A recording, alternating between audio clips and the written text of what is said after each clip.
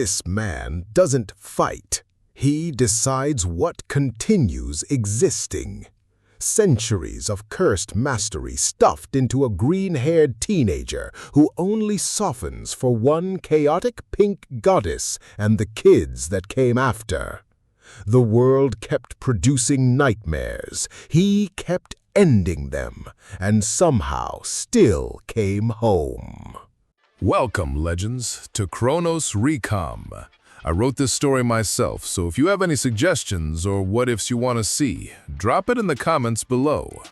Also, just wanted to let you know I've got a Patreon set up now for anyone who wants to support the channel directly. You can get early access to stories, submit direct fan requests, and get exclusive content. It's totally optional, but if you want to help keep these stories coming, check it out. Links in the description.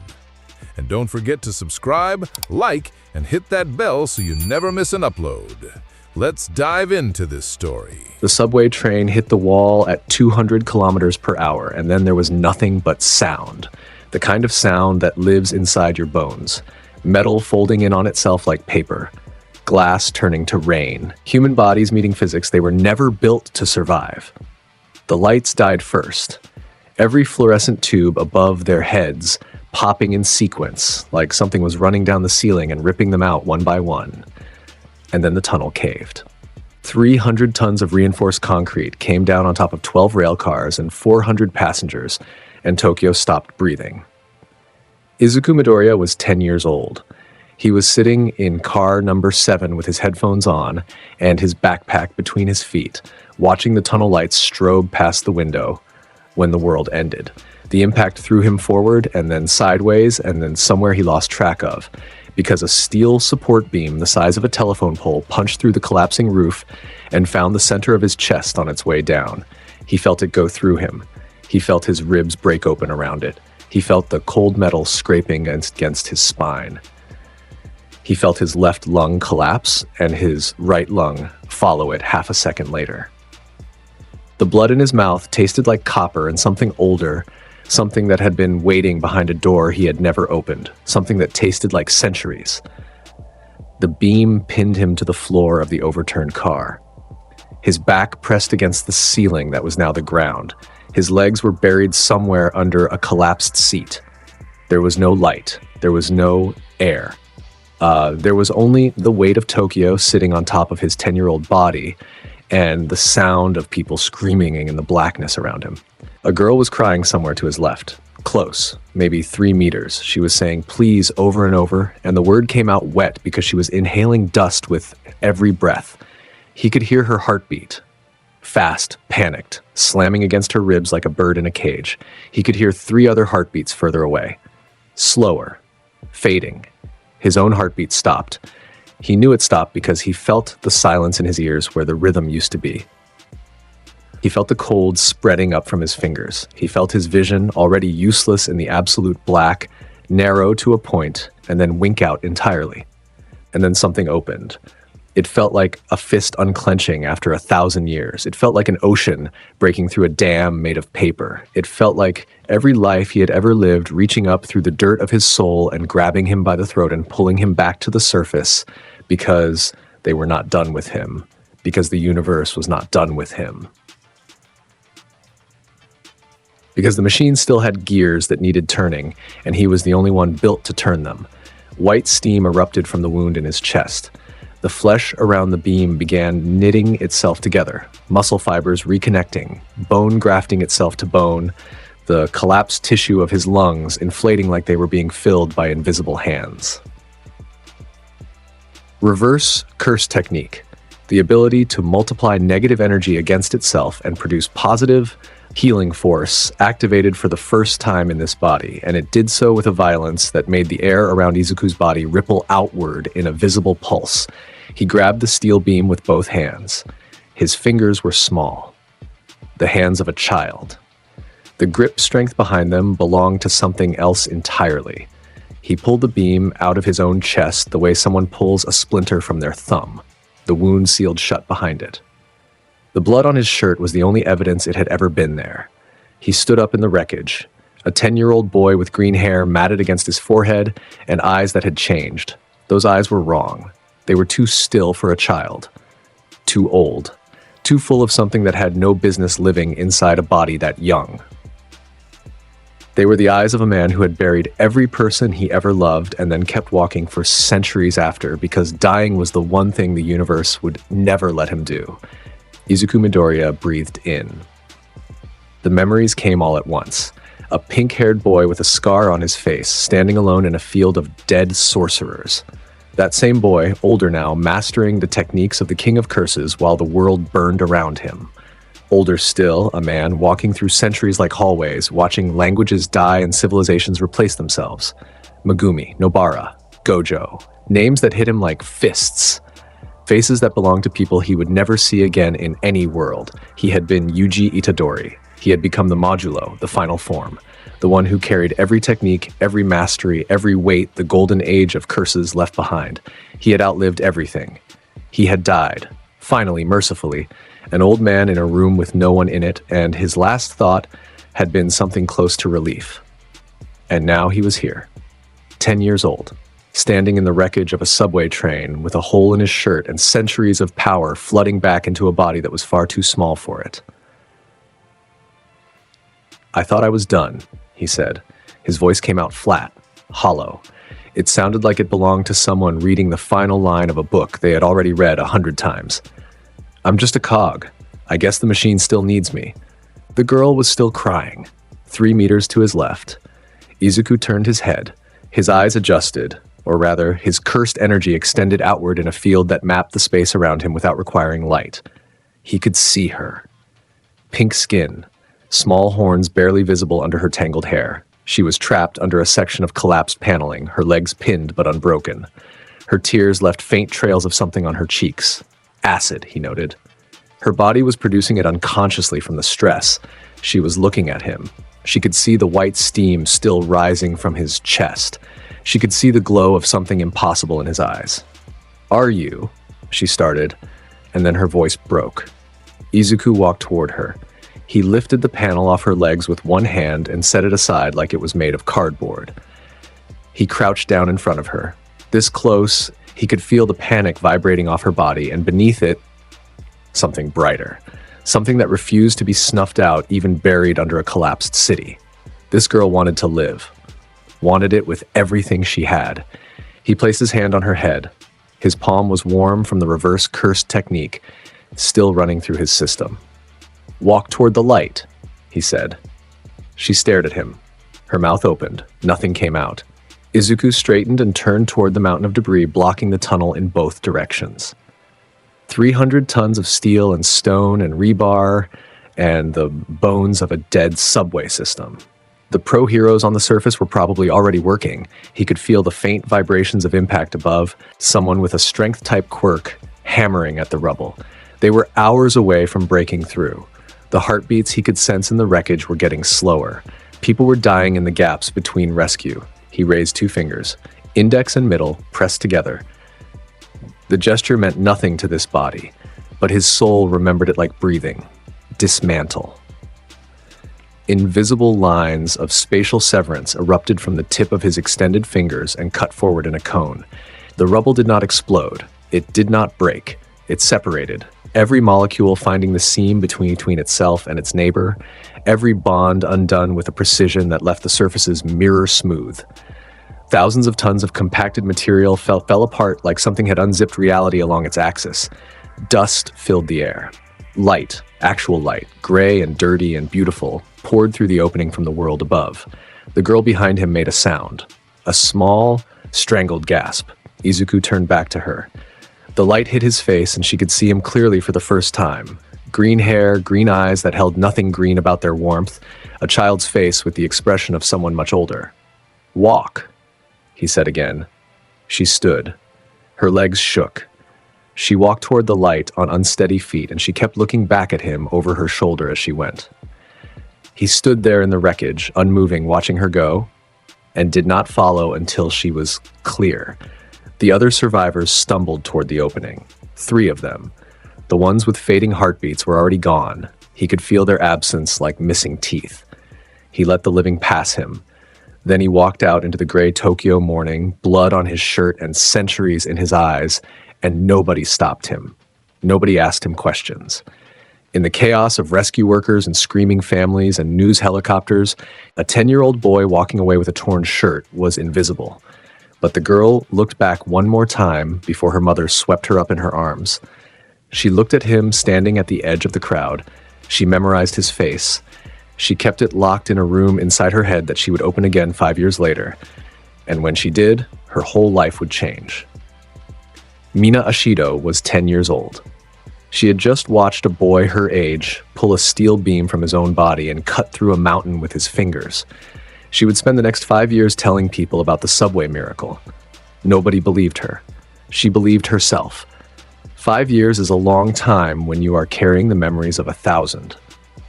Izuku grew into his power the way a river grows into its bed, without effort, without rush, filling every space that was already carved for it. His body matured. His cursed energy stabilized. By the time he was 15, the full weight of the modulo sat inside his frame with the comfort of an old coat returned to its owner. He trained alone in places where no one would see. Abandoned lots, rooftops at 3 a.m, the deep forests outside the city where his dismantle could carve through old-growth trees and the sound would carry to no one. He relearned blood manipulation, coating his own blood with cursed energy, shaping it into projectiles, blades, barriers. He relearned flowing red scale, the technique that accelerated his blood flow and amplified his physical output to superhuman extremes.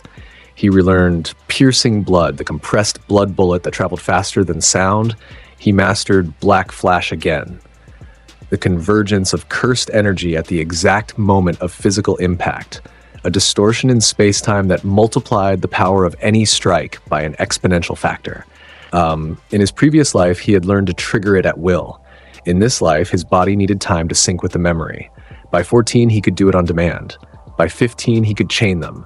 He watched the world of quirks from the outside. He observed pro heroes on television, flashy, branded, sponsored, performing their rescues for cameras and their battles for ratings. He observed villains, petty and grand, mundane and monstrous. He saw familiar patterns. In every era, in every world, there were those who accumulated power and those crushed beneath it. The costumes changed, the mechanics changed, the dynamics stayed the same. He applied to UA High because it was a fulcrum point. The institution produced the strongest heroes in the country. It attracted the attention of every villain organization with ambition. If curses wore costumes in this world, they would come to UA. Eventually. He would be there when they did. The morning of the entrance exam, Izuku walked through the gates of UA wearing a red hoodie over his exam uniform. His hands were in his pockets. His face carried the expression of someone arriving at a job they had done 1,000 times before. Around him, hundreds of applicants buzzed with nervous energy, chattering, stretching, boasting, trembling. He moved through them like a stone through water. Nobody noticed him. That was fine. Present Mike explained the rules from a podium at the front. Destroy robots. Earn points. Simple. Izuku listened with one ear and scanned the crowd with his cursed energy perception. He cataloged every life force in the room by strength. Most were what he expected, teenagers with varying degrees of raw power and zero combat experience. A few stood out. A boy with engines in his calves, structured, rigid energy. A girl with gravity manipulation, light, buoyant. A boy with a split aura, half burning and half frozen, both restrained. Then he felt her. The energy signature hit him before the voice did. Bright, warm, chaotic in the best way, like a bonfire that had decided to be a person. He knew it immediately. 5 years had passed and he could feel that same refusal to be extinguished that he had sensed in a collapsed subway tunnel. He turned his head. Pink skin, golden eyes, small horns. She was 3 rows behind him, leaning over to whisper something to a girl next to her, grinning wide enough to show her canines. She was taller now. Her hair was wilder. She radiated the same impossible optimism she had at 10 years old, as if the world had never managed to teach her how to be afraid. Something in Izuku's chest shifted. He looked away before she caught him looking. The practical exam began with a horn blast and 400 teenagers sprinting in different directions. Izuku did not sprint. And he walked into the artificial city at a pace that belonged on a Sunday stroll, hands in his hoodie pockets, and extended his cursed energy perception across the entire arena. He found her in seconds. Northwest quadrant, 3 blocks in. She was fighting a cluster of 2-pointer drones, acid flying from her palms in arcs, melting through their joints with impressive accuracy. But there were too many. 6 of them had cornered her against a wall. One was winding up an arm the size of a fire hydrant. Izuku vanished from where he stood. Flowing red scale activated and his body erupted forward, blood supercharged, muscles amplified, every fiber in his frame operating at output levels that a 15-year-old body had no right to produce. He crossed 7 blocks in a single second and landed on the roof above Mina's position. He looked down. She was dodging the swing, rolling under it, her reflexes sharp but the numbers working against her. 2 more drones closed in from behind. He dropped from the roof with his hands in his pockets. Blood manipulation. Slicing. Exorcism. A ring of compressed, cursed blood exploded outward from his body in every direction. A horizontal disc of razor-thin fluid expanding at impossible speed. Every machine within 50 meters was bisected at the midsection. Clean. Simultaneous. 6 2-pointers around Mina fell in halves. 12 more across the street collapsed in sparking, smoking chunks. The sound was a single wet hiss followed by the crash of metal hitting pavement. The arena went silent. Every examinee within earshot stopped moving. A boy with red hair, halfway through punching a 1-pointer, let his fist drop. A girl floating 10 feet off the ground forgot to maintain her quirk and hit the street. 2 blocks away, a boy with a tail turned in a full circle trying to locate the source of what had just happened. Mina stood in the center of a field of destroyed machines. Blood splatter. Izuku's blood, used as the medium for the technique, evaporated off the ground in wisps of steam as his cursed energy reclaimed it. She was unhurt, untouched. Staring at the boy standing 5 meters in front of her with his hands still in his pockets and his green eyes holding the same weight she had seen in a collapsed tunnel half a lifetime ago. Those eyes. She knew those eyes. Her mouth fell open. Her gold irises went wide. Her hands came up to her face and she pressed them against her cheeks like she was trying to keep her own head from flying off. "You're the subway boy!" Her voice carried across the entire arena. People turned to look. Izuku's expression did not change.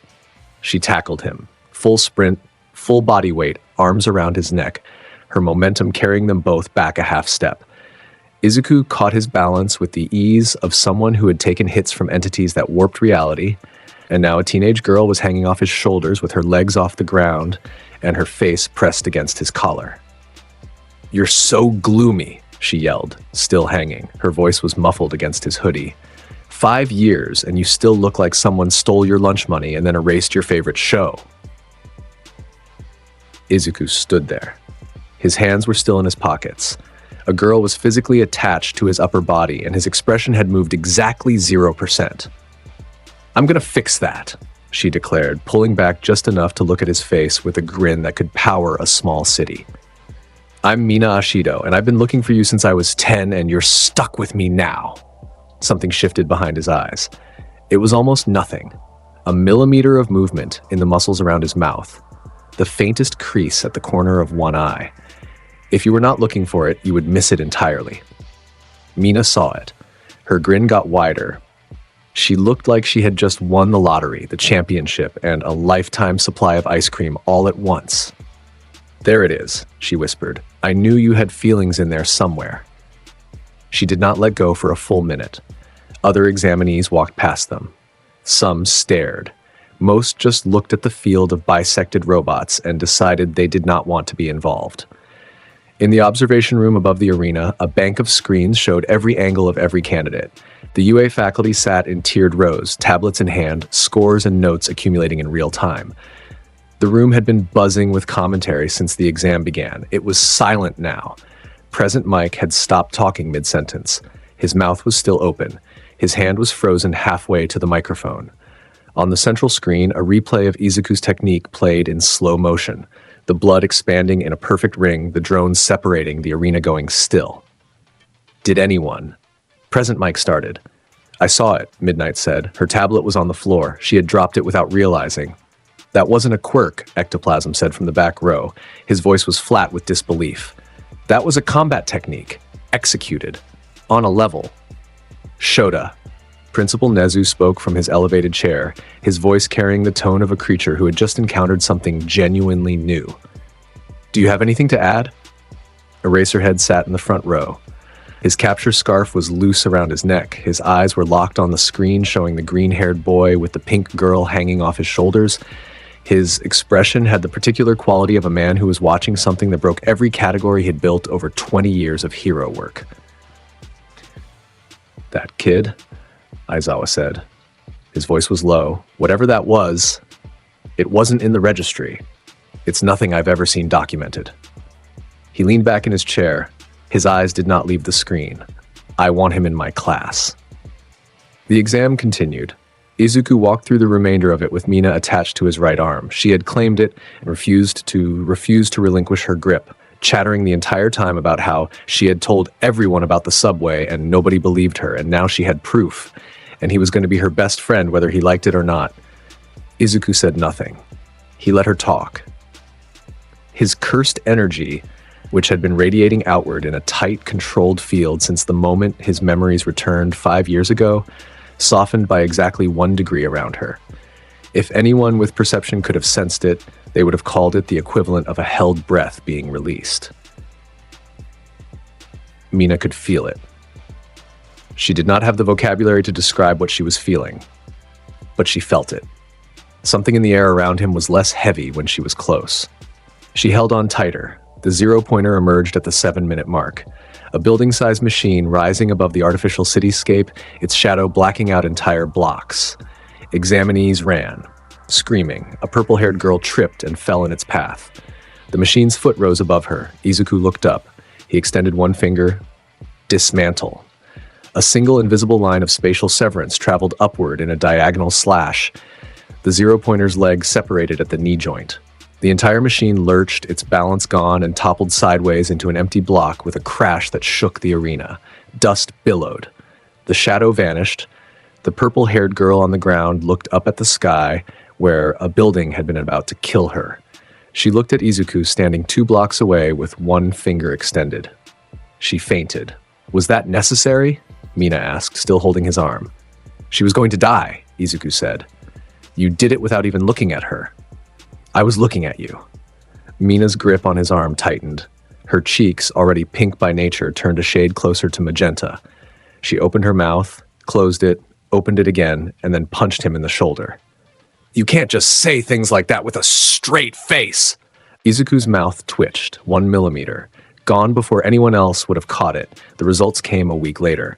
Izuku scored 167 villain points, every robot he had destroyed in the slicing exorcism, plus the 0-pointer, and 45 rescue points.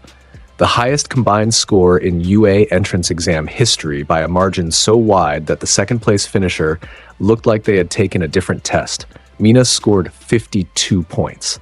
She made the cut easily. When the acceptance letter arrived, she called every person in her contact list to tell them she was going to UA with the subway boy. Nobody knew what that meant. They congratulated her anyway. UA's Class 1A gathered for the first time on a Monday morning in April. 20 students filed into the classroom and found their seats.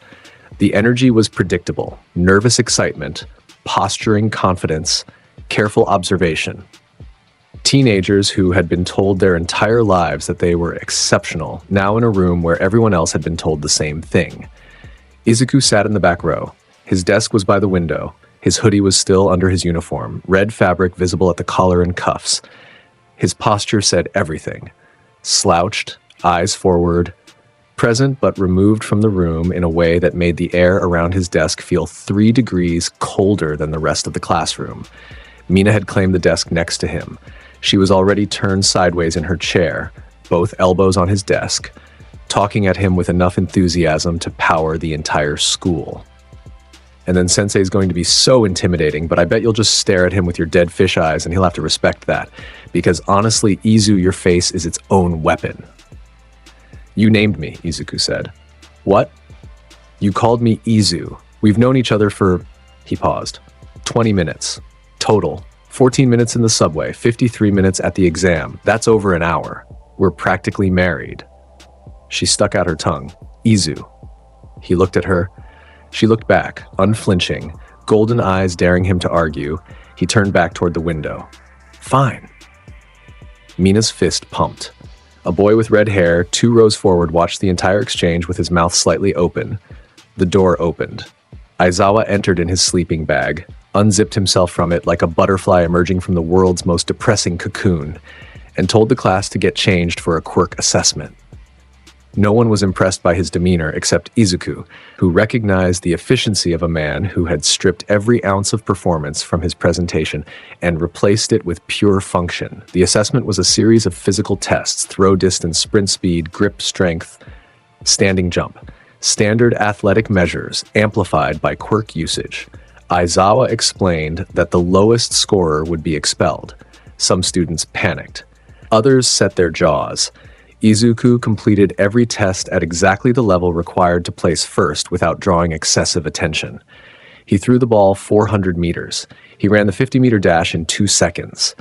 His grip strength cracked the machine. His standing jump carried him to the roof of the school. He did all of it with the energy of someone completing mandatory paperwork. The class watched. The class whispered. Did he just casually clear the building?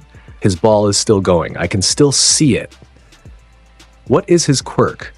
Bakugo Katsuki watched with a different expression. His jaw was locked, his palms were sparking, small pops of nitroglycerin igniting against his skin.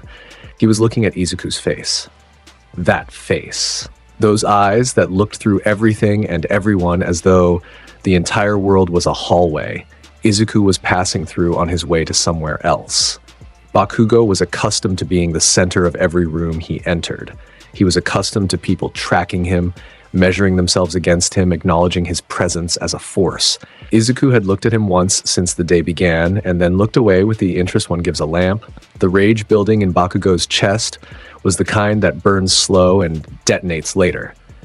Aizawa watched Izuku complete the final test and wrote nothing on his clipboard for a long time. He had been a pro hero for 15 years. He had faced villains that would make normal humans lose sleep for months. He had trained his eyes to evaluate combat potential in a single glance. This kid did not fit any evaluation matrix he had. The power output was off the charts, but it was the control that unsettled him. Every test completed with exactly enough force and 0 excess. A 15-year-old boy with the restraint of a seasoned veteran. That kind of control came from decades of experience. Izuku Midoriya had been alive for 15 years. Nothing about him matched 15 years of life. Aizawa tucked his clipboard under his arm. He would be watching this one very closely. The battle trial came 3 days later. All Might, massive, golden, and radiating the kind of confidence that filled rooms like sunlight, stood at the podium and explained the exercise. Teams of 2. Heroes versus villains. Indoor combat in a multi-story building. The objective was a bomb. The teams were random. Izuku was paired with a girl named Uraraka, round-faced, earnest, and vibrating with the need to prove herself. He could feel her nervous energy pressing outward like a small sun trying to be bigger. He acknowledged her with a nod. They were the hero team. Their target, the bomb on the 5th floor. The villain team was Bakugo Katsuki and a boy with a tail whose name Izuku had not bothered to learn. All Might gave the signal. Izuku and Uraraka entered the building from the ground floor. Uraraka started to speak. Strategy, approach angles, quirk synergy, and Izuku placed a hand on her shoulder. "Go to the 5th floor," he said. "Take the bomb. I'll handle Bakugo." "But shouldn't we? He's coming for me. He's been waiting for this all week." Izuku's voice carried no tension. "Let him come. Take the bomb. You win." Uraraka looked at his face. She saw the same thing everyone saw. Those eyes that did not belong to a teenager, and she felt the same thing everyone felt in his presence. The certainty that this person had already determined the outcome and was simply walking toward it. She nodded. She ran for the stairs. Izuku waited. He stood in the center of the 2nd floor corridor with his hands at his sides. The building was rigged with cameras. Every student in the observation room was watching. He could feel Bakugo's life force moving through the floors above. Fast, angry, coming straight for him. Bakugo dropped from the stairwell.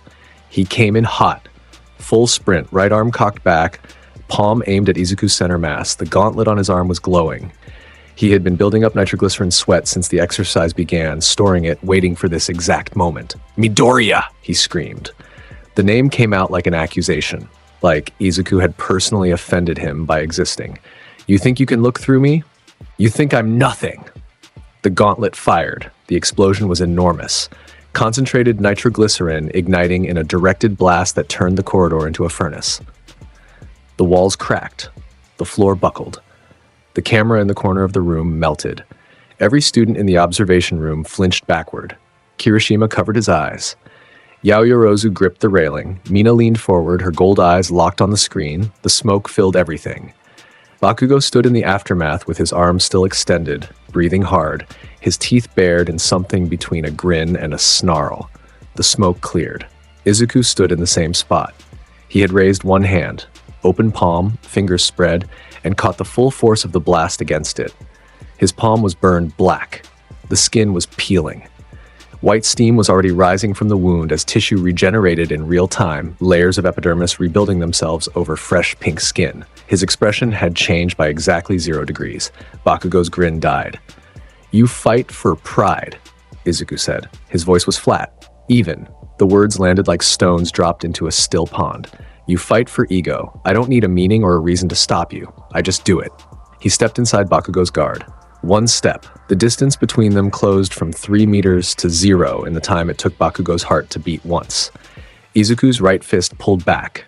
The air around his knuckles warped. Visible distortion, like heat haze concentrated into a space the size of a fist. Cursed energy converging at the point of impact before impact had even occurred. Black flash. The fist connected with the wall 6 inches from Bakugo's head. Black and red lightning detonated at the point of contact. The convergence of cursed energy at the precise moment of physical impact, a spatial distortion that multiplied the force by a factor that had no comfortable number. The wall behind Bakugo's head exploded outward. The wall behind that wall exploded outward. The structural column behind the second wall buckled and collapsed. 3 floors above them, the ceiling cracked. The building groaned like a living thing in pain. Dust swallowed the corridor. The cameras went to static. Every screen in the observation room showed gray snow. Then they came back online. Different angle. Emergency camera. Izuku was standing in the settling debris, untouched. His fist was at his side. His breathing was even.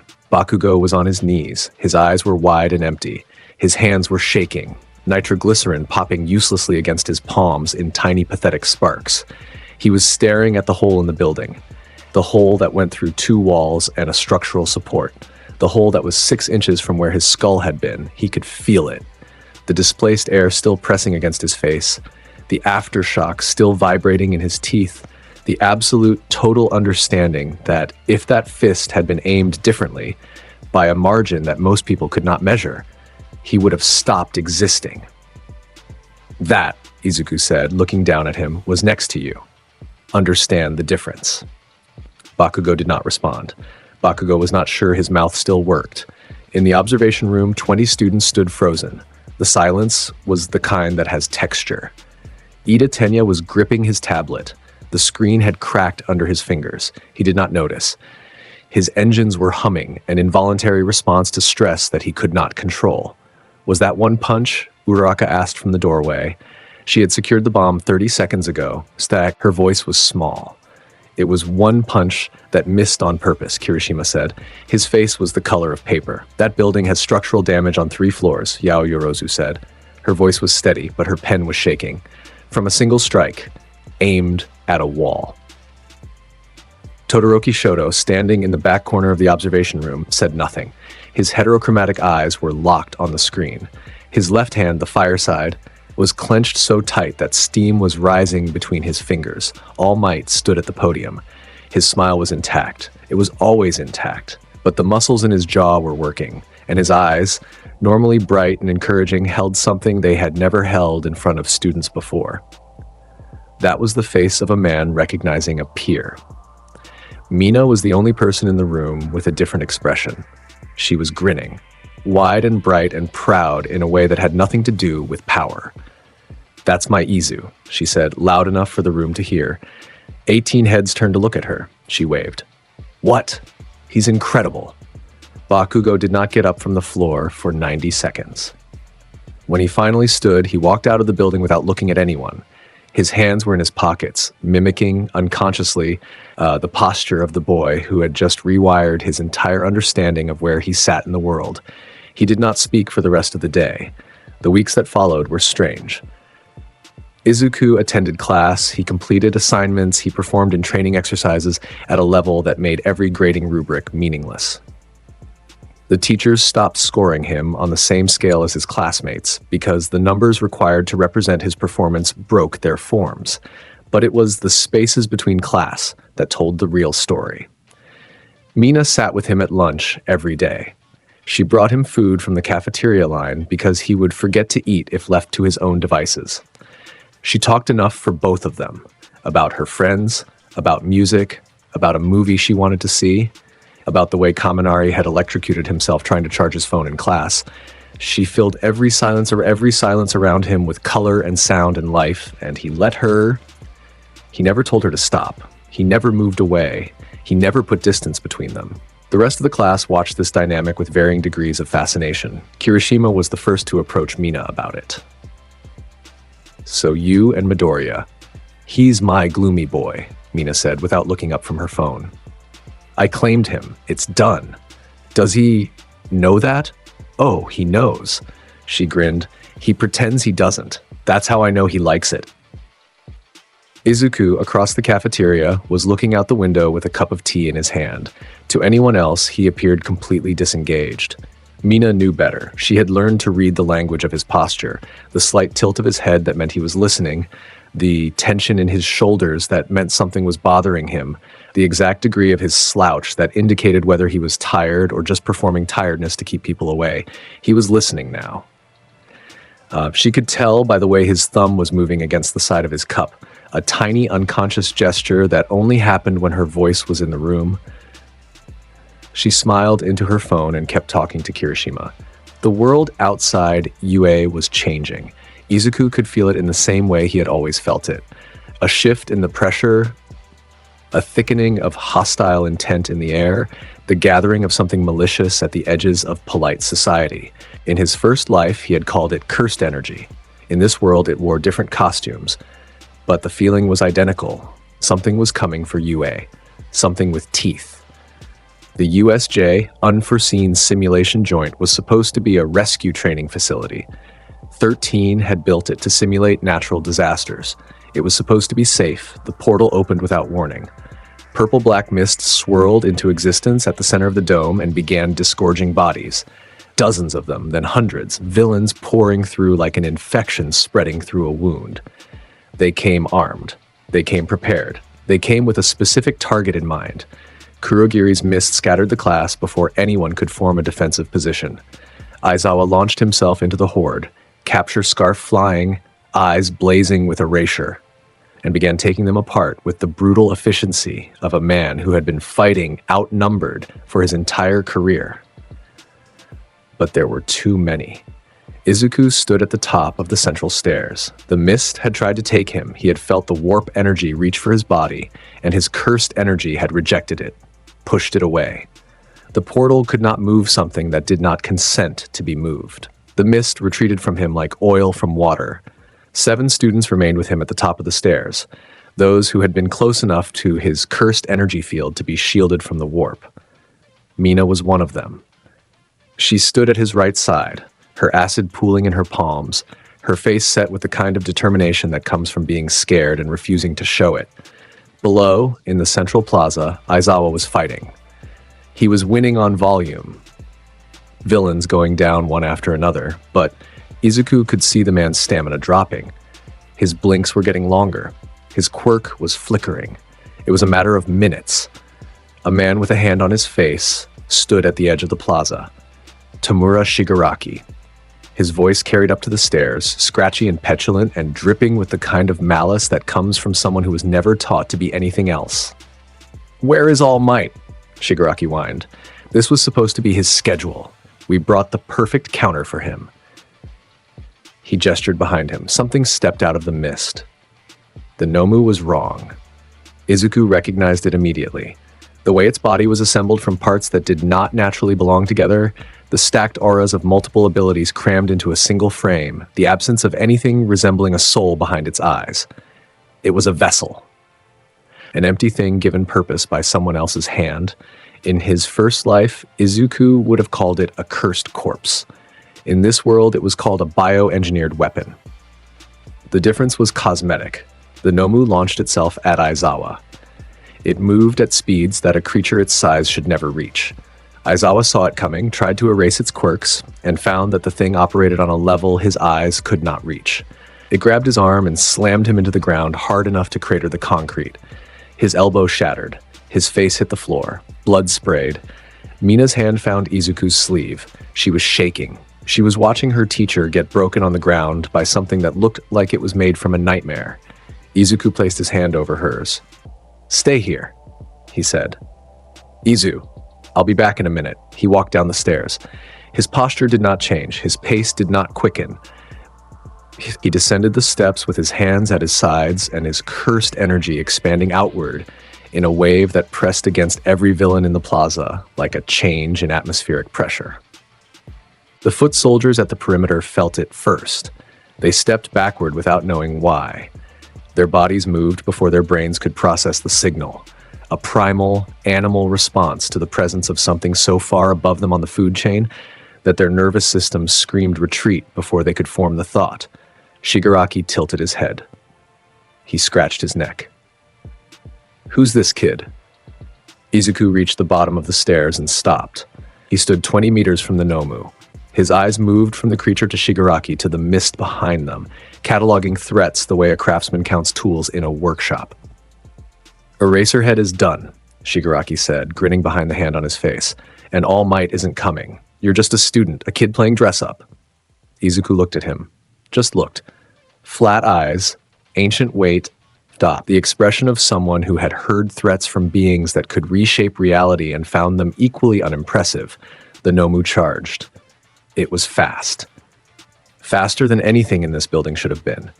Its fist drove forward at a speed that would crack the sound barrier in another 3 inches. Izuku activated flowing red scale. His blood surged. Every vessel in his body dilated. His physical output multiplied, speed, strength, that reflexes amplified by the accelerated flow of cursed blood through his system. He moved. 1 step. The step covered the distance between him and the Nomu in a fraction of a second, and he met the creature's fist with his forearm. The impact cratered the floor beneath them both. A shockwave blew outward in a ring that knocked the nearest villains off their feet. Izuku's feet dug trenches in the concrete, but he did not slide. He did not buckle. He struck. Open palm to the Nomu's chest. The Nomu had shock absorption. Physical force meant nothing to it. The impact should have dissipated into the creature's flesh like a stone dropped into a pool. Energy redirected, nullified, wasted. But Izuku was hitting the soul. Soul strike. A technique that bypassed physical matter entirely and impacted the boundary of the soul itself, the point where a being's existence was anchored to its body. It was the technique he had developed in the centuries after the Golden Age, when he fought things that had no flesh to damage. It was the technique that made him something beyond a warrior and into something closer to an executioner of existence itself. The Nomu screamed. The sound was inhuman. It was a frequency that hit the students at the top of the stairs, in their ribs, in their spines, in the place behind their eyes, where fear lives. Jiro grabbed her ears and dropped to her knees. Kaminari stumbled. Mina pressed both hands over her mouth and stared with golden eyes blown wide. The Nomu staggered backward. Its arms flailed. Something behind its eyes, what passed for awareness in that hollow thing, flickered with pain it had never been designed to feel. Pain in a place that shock absorption could never reach. Izuku grabbed it by the beak. One hand. His fingers closed around the exposed bone and cartilage of its face with the grip of something that had crushed mountains. "You're just a curse wearing dead meat," he said. His voice was the same flat tone he used for everything. Ordering food, greeting classmates, pronouncing death sentences. He raised his free hand, 2 fingers extended. The cursed energy gathered at their tips. Dense, visible, the air warping around them like heat above a furnace. Cleave, adjusted to the exact density of the Nomu's augmented flesh.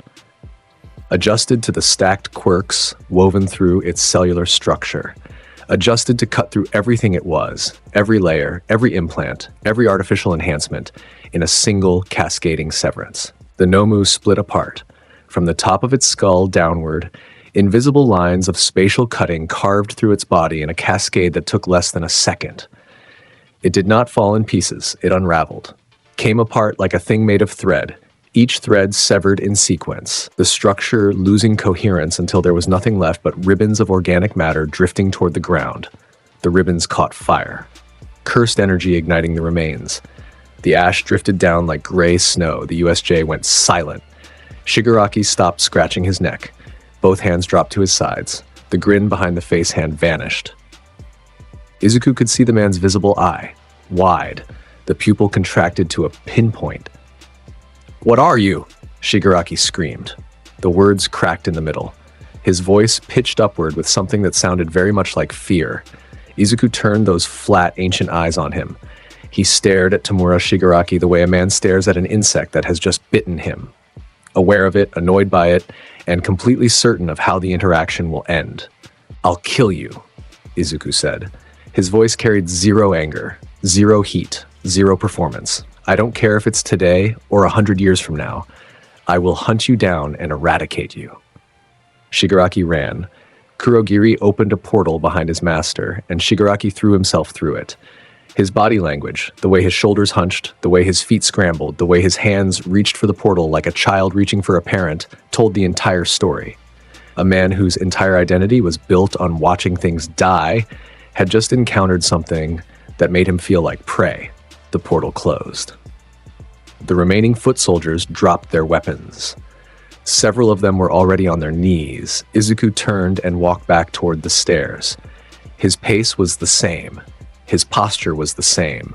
He had just erased a bioengineered weapon from existence and threatened a terrorist organization's leader with an eternal death sentence, and his energy was identical to someone returning from a bathroom break. At the top of the stairs, 13 was pressing a hand over her mouth. Her visor was cracked from where she had been hit earlier, and through the crack, her expression was visible. Open shock, total incomprehension. The face of a rescue hero who had just watched a student do something rescue heroes are never supposed to see. Aizawa lay on the ground below, bloodied and beaten. His arm was broken. His face was a mess. But he was conscious. He was watching Izuku walk away from the ash pile that used to be the Nomu. His expression held something that Aizawa's students had never seen on their teacher's face. It was recognition. The recognition of a professional staring at something so far beyond his own capability that the gap ceased to be measurable. Mina met Izuku at the top of the stairs. She did not tackle him this time. She took his hand, both of hers wrapping around his right fist, still warm from the cursed energy he had channeled, and held on. "You're okay?" she asked. Her voice was steady. Her hands were shaking. "I was never in danger," Izuku said. "That's not what I asked." She looked at his eyes, past the flatness, past the weight, into whatever lived behind them. "Are you okay?" He looked at her. He looked at her for a long time. "I'm fine," he said. She squeezed his hand. She knew she held on anyway. The aftermath of the USJ attack rewrote the conversation around UA in a single day. Media coverage exploded, like parents threatened to pull their children. The government demanded answers. Pro-hero agencies circled the school like sharks sensing blood in the water, but the conversation inside UA was different. It was about one student. The footage from the USJ security cameras leaked within 48 hours. Someone on staff sold it to a media outlet, and within 12 hours, it was everywhere. Forums, social media, news broadcasts. The clip of a green-haired boy grabbing a bioengineered monster by the face and erasing it from existence played on loop across the country. The comment section went insane. "What quirk is that? That's a first year? He killed it. He actually killed it. No pro hero has ever taken down a Nomu like that. The way he just talked to the villain leader, zero emotion, like he was telling him the weather. His name is Izuku Midoriya, and he just became the scariest person in Japan." Izuku ignored all of it. He attended class, he trained, he sat in the back row and looked out the window. Mina handled the social media storm for him. Not officially, but by positioning herself as a one-woman deflection system. Anytime someone tried to approach Izuku with questions or fan behavior, Mina materialized between them with her biggest smile and a cheerful, "He's busy," before steering the conversation elsewhere. She was protecting him. He noticed. He said nothing about it. 2 weeks after the USJ, they were sitting on the roof during lunch. Mina was eating onigiri and telling him about a dance routine she was working on. Izuku was looking at the sky with his tea going cold in his hand. "You've done this before," Mina said. Izuku turned his head. "Done what?" "Fought things. Killed things." She was looking at her rice ball, picking at the nori. "You've done it so many times that it doesn't even register anymore. That's why your face doesn't change." He said nothing. "You're tired, Izu." She looked at him. Her golden eyes held something he had not seen directed at him in a very long time, understanding without pity, acknowledgement without horror. "You've been tired for a really long time. Haven't you?" He held her gaze. The wind moved across the rooftop. His tea was cold. "Yes," he said. She scooted closer until her shoulder pressed against his. She rested her head on his arm. "Then rest," she said. "I'll watch the door." He did not move away. He did not correct her. He sat on that rooftop with a pink-haired girl leaning against his arm and felt, for the first time since waking up in a subway tunnel at 10 years old, like the machine had stopped asking something of him for a moment. The sports festival arrived with the energy of a national event because that is exactly what it was. 80,000 spectators filled the stadium. Cameras broadcast to every screen in the country. Hero agencies sent scouts. The world watched. Izuku treated it like maintenance. He entered the stadium with Class 1A. Mina was at his side. She had linked her arm through his and was waving at the crowd with her free hand, grinning into every camera she could find. Izuku looked straight ahead, unbothered by the noise, the lights, the weight of 80,000 sets of eyes pressing down on him. The first event was an obstacle race. Todoroki opened with a glacier that froze half the competitors in place. Izuku walked through it. He walked through the ice because flowing red scale elevated his body temperature to a level that melted everything within a centimeter of his skin. The ice turned to steam as he passed through it, and he emerged on the other side without breaking stride. He finished first. He was not breathing hard. The crowd lost its composure. Present Mike was screaming into his microphone. "What was that?" He walked through Todoroki's ice like it was a light drizzle. Midoriya Izuku from Class 1A takes first place, and folks, I don't think he even tried. Mina finished 7th. She sprinted across the finish line and immediately found Izuku in the crowd of finishers. "We're going to be on the podium together," she told him. Her eyes were blazing with competitive fire that looked nothing like Bakugo's rage and everything like joy. "Both of us, together. Promise me." Izuku looked at her. The stadium roared around them. 80,000 people were chanting his name. "Fine," he said. Her grin could have been seen from space. The cavalry battle was next. Mina grabbed Izuku before anyone else could.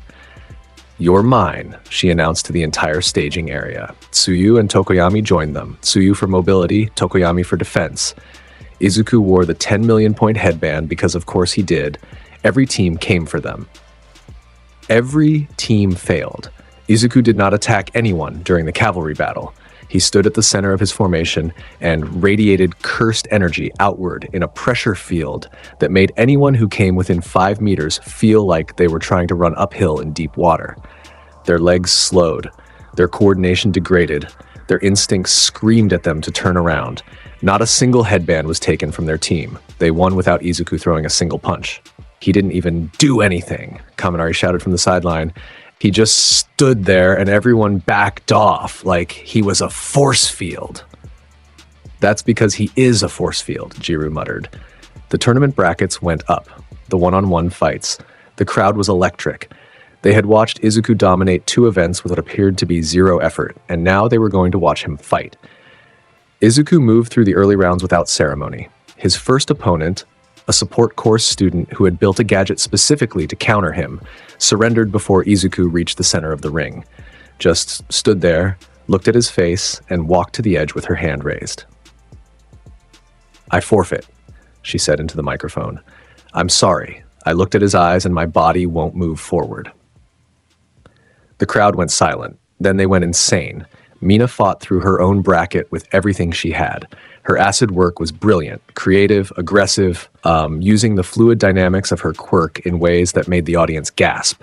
She took down a boy from Class 1B with a move that melted the arena floor into a pit trap, and the crowd gave her a standing ovation. She looked up at Izuku in the stands. He was watching her. His eyes were on her and nowhere else. His expression was the same flat nothing it always was, but he was watching. That was enough. Semifinals. Izuku versus Todoroki Shoto. The stadium held its breath. Todoroki stood across the ring. His stance was rigid. His right side was already frosting, ice crystals forming in the air around his arm, his power gathering for a decisive opening strike. His left side stayed dormant. The fire stayed locked away behind a wall of hatred and old pain. Midnight dropped her arm. Begin, Todoroki unleashed. The glacier that erupted from his right side was massive. A wall of ice 30 meters tall and twice as wide, rushing forward with the force of a tsunami made solid. It was his strongest opening move, the attack that had ended every other match in a single beat. The ice consumed the ring. It consumed the space where Izuku had been standing. It rose above the stadium walls and cast a shadow over the audience. For a moment, the entire arena was silent. Then a red beam punched through the center of the glacier, piercing blood. Compressed, cursed blood, fired at a velocity that exceeded the speed of sound. The beam entered the ice at the center, and the thermal shock spread outward from the point of contact in fracture lines that branched like lightning. The glacier did not melt, it shattered. Pieces the size of cars blasted outward in every direction. The audience ducked. Pro heroes in the stands threw up barriers. Ice fragments the size of fists rained down across 6 sections of seating. When the air cleared, Izuku stood in the center of the ring, untouched. His right hand was extended, 2 fingers together, a thin trail of blood evaporating from their tips. Todoroki stared. His glacier, the absolute culmination of everything his right side could produce, lay in fragments around a boy who had punched through it with his blood. Your past doesn't define your fire, Izuku said. He walked forward. His pace was the same as always, unhurried, unavoidable. Only your choices do. Something cracked behind Todoroki's eyes. He remembered his mother's face. He remembered the hot water. He remembered his father's hands. He remembered every reason he had locked his left side away. And he felt standing in front of this boy who had just turned his best attack into gravel, every one of those reasons become very small. Todoroki ignited. His left side erupted. Fire bloomed from his arm, his shoulder, the left half of his face, golden and furious and free for the first time since he was 5 years old. He charged, fire and ice together. Everything he had. Izuku met him. He drove forward through the center of the fire. The flames licked at his skin, and his reverse curse technique healed the burns faster than they formed. He reached Todoroki in 2 steps and threw his fist with everything aligned. Physical force, cursed energy, timing, and the absolute convergence that turned a punch into something else entirely. Black flash. Black and red lightning swallowed the collision point. The detonation was visible from outside the stadium. A pillar of distorted energy erupted upward from the ring, warping the air in a column that rose 50 meters into the sky. The sound hit the audience like a wall. Not an explosion, something deeper. Something that vibrated in a frequency felt in the chest rather than heard by the ears. Todoroki flew backward. His body left the ring, cleared the wall, and hit the ground of the preparation area on his back. He lay there, staring up at the sky, breathing hard. The fire on his left side was still burning. He had never felt more alive. Winner, Midoriya Izuku, Midnight announced. The stadium erupted. 80,000 people on their feet, screaming, stomping, the sound rolling across the arena like thunder that refused to end. Izuku stood in the ring with his fist at his side and his expression unchanged. In the stands, Endeavor was on his feet. His flames, normally contained performative, were flaring outward in uncontrolled bursts. His expression was something between rage and confusion, and a feeling he had never experienced, inadequacy. Todoroki got up. He walked back toward the ring on legs that felt new. He looked at Izuku across the distance and bowed. A full bow, deep and genuine, the gesture of someone acknowledging a truth they had been fighting for their entire life. Izuku nodded. Mina won her semifinal match with a move that left the audience gasping.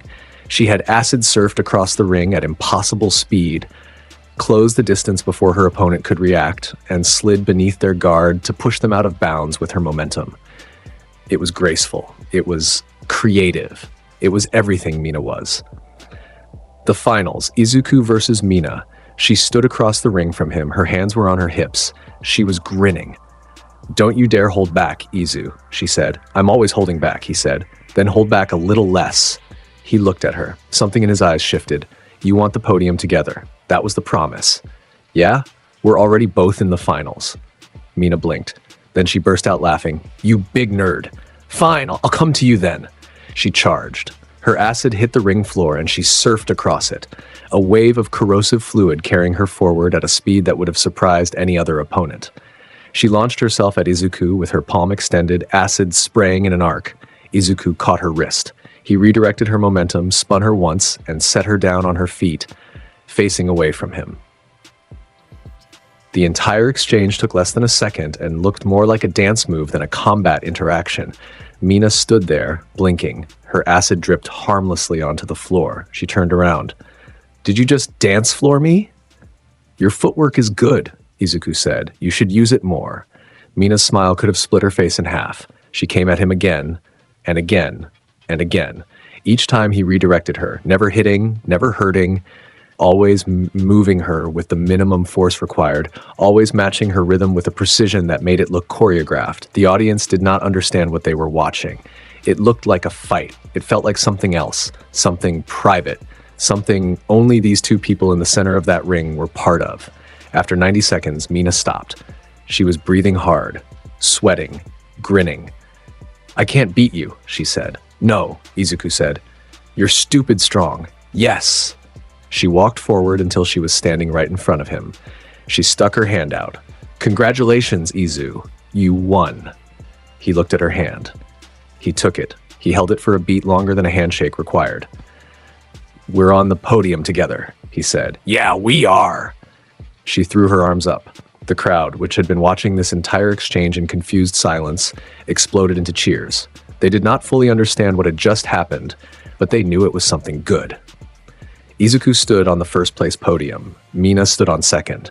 She was leaning sideways with her arm around his shoulder, peace signing every camera she could find. Izuku stood straight, looking forward, his expression flat, but Mina was touching his shoulder and he had made zero move to create distance. Every photographer in the stadium captured that moment. Internship week sent Class 1A into the field. Izuku chose an agency in Hosu City, low profile, ground level, an area with high villain activity and zero media coverage. It was the kind of place where things happened in alleyways and nobody wrote about it afterward. That was where he wanted to be. Mina followed him. She had also selected a Hosu-based agency, and the fact that both agencies happened to be in the same district was something she called coincidence, with the kind of grin that made it very clear she had planned it. Izuku accepted this. He had learned in the months since she reattached herself to his life that Mina Ashido did not operate on the same logic as other people. She moved on instinct and emotion and an unerring ability to be exactly where she was needed at exactly the right time. It was a talent that had nothing to do with combat and everything to do with something he had lost so long ago he barely remembered what it felt like. Human connection. She was good at it in the way he was good at erasing things from existence. Naturally. Effortlessly. Without performance. Hosu City on their third night. Izuku felt it first. A spike of hostile intent 3 blocks east, concentrated and vicious in a way that regular criminal activity did not produce. He broke from his patrol route without informing his assigned pro-hero. Mina was with him in seconds, acid already forming on her palms, matching his pace without question. The alley was narrow and long. Native, the pro-hero, was on the ground, bleeding from his legs. His tendons were cut. Professional. Ida Tenya was there too, standing between Native and the attacker with his engines sputtering, his body locked in a paralysis that held him rigid as stone. Blood was on his face. His expression was trapped somewhere between rage and helplessness. Stain stood at the far end of the alley. The hero killer.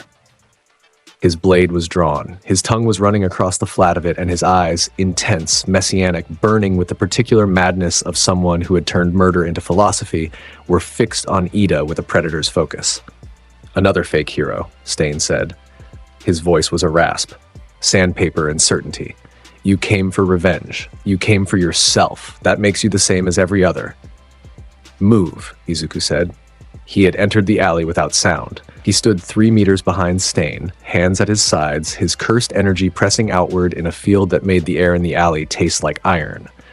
Mina was at the alley's entrance, blocking the exit. Stain turned. Fast, combat-trained reflexes honed over years of killing pro heroes. His sword came around in a horizontal slash aimed at Izuku's throat. The blade caught his cheek. A thin line of blood opened from his jaw to his cheekbone. Stain was fast. Stain was experienced. Stain moved with the efficiency of a man who had been doing this long enough that every movement was perfect. Stain's tongue flicked out. He licked the blade. His eyes locked onto Izuku's with the certainty of a man activating his trump card.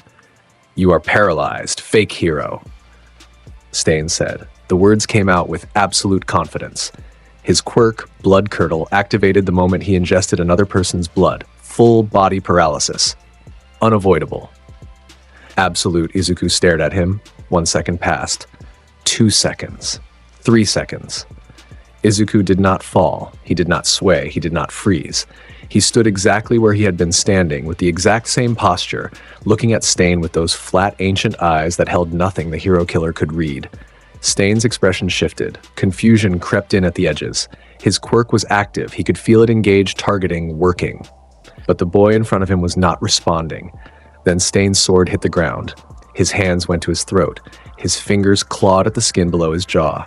He doubled over, coughing, wet, violent, the sound of someone expelling something from inside them that did not want to leave. Blood came up, bright red and steaming. It hit the alley floor and evaporated on contact, leaving scorch marks in the concrete. Izuku's blood was alive. It had been alive for centuries. It carried blood manipulation properties that were as natural to it as oxygen. Cursed energy woven into every cell, every platelet, every molecule. When Stain ingested it, he did not take in a passive substance. He took in a weapon that activated on contact with hostile tissue. "You judge who lives and dies by a philosophy built on your own grief," Izuku said. He stepped forward. His voice was the same flat delivery, the same absence of emotion. "You're a murderer who gave his rage a title and called it truth." Stain looked up. Blood was running from his mouth. His eyes, still fierce, still burning, held something new. Something he had never worn in front of a hero or a victim. Respect. "You," he started. Izuku hit him. Divergent fist. The first impact was physical. A straight punch to the center mass that drove Stain backward 3 steps. Then the delayed strike, a burst of cursed energy that followed half a second later, punching through the exact same point. The double impact technique that Yuji Itadori had used since his teenage years, refined across centuries into something that broke things that should not break. Ribs cracked. Stain staggered. His sword was on the ground. His body was betraying him. The combination of his own quirk being insufficient and his internal organs rejecting the cursed blood swallowed, working in concert to dismantle his combat capability, Izuku hit him again.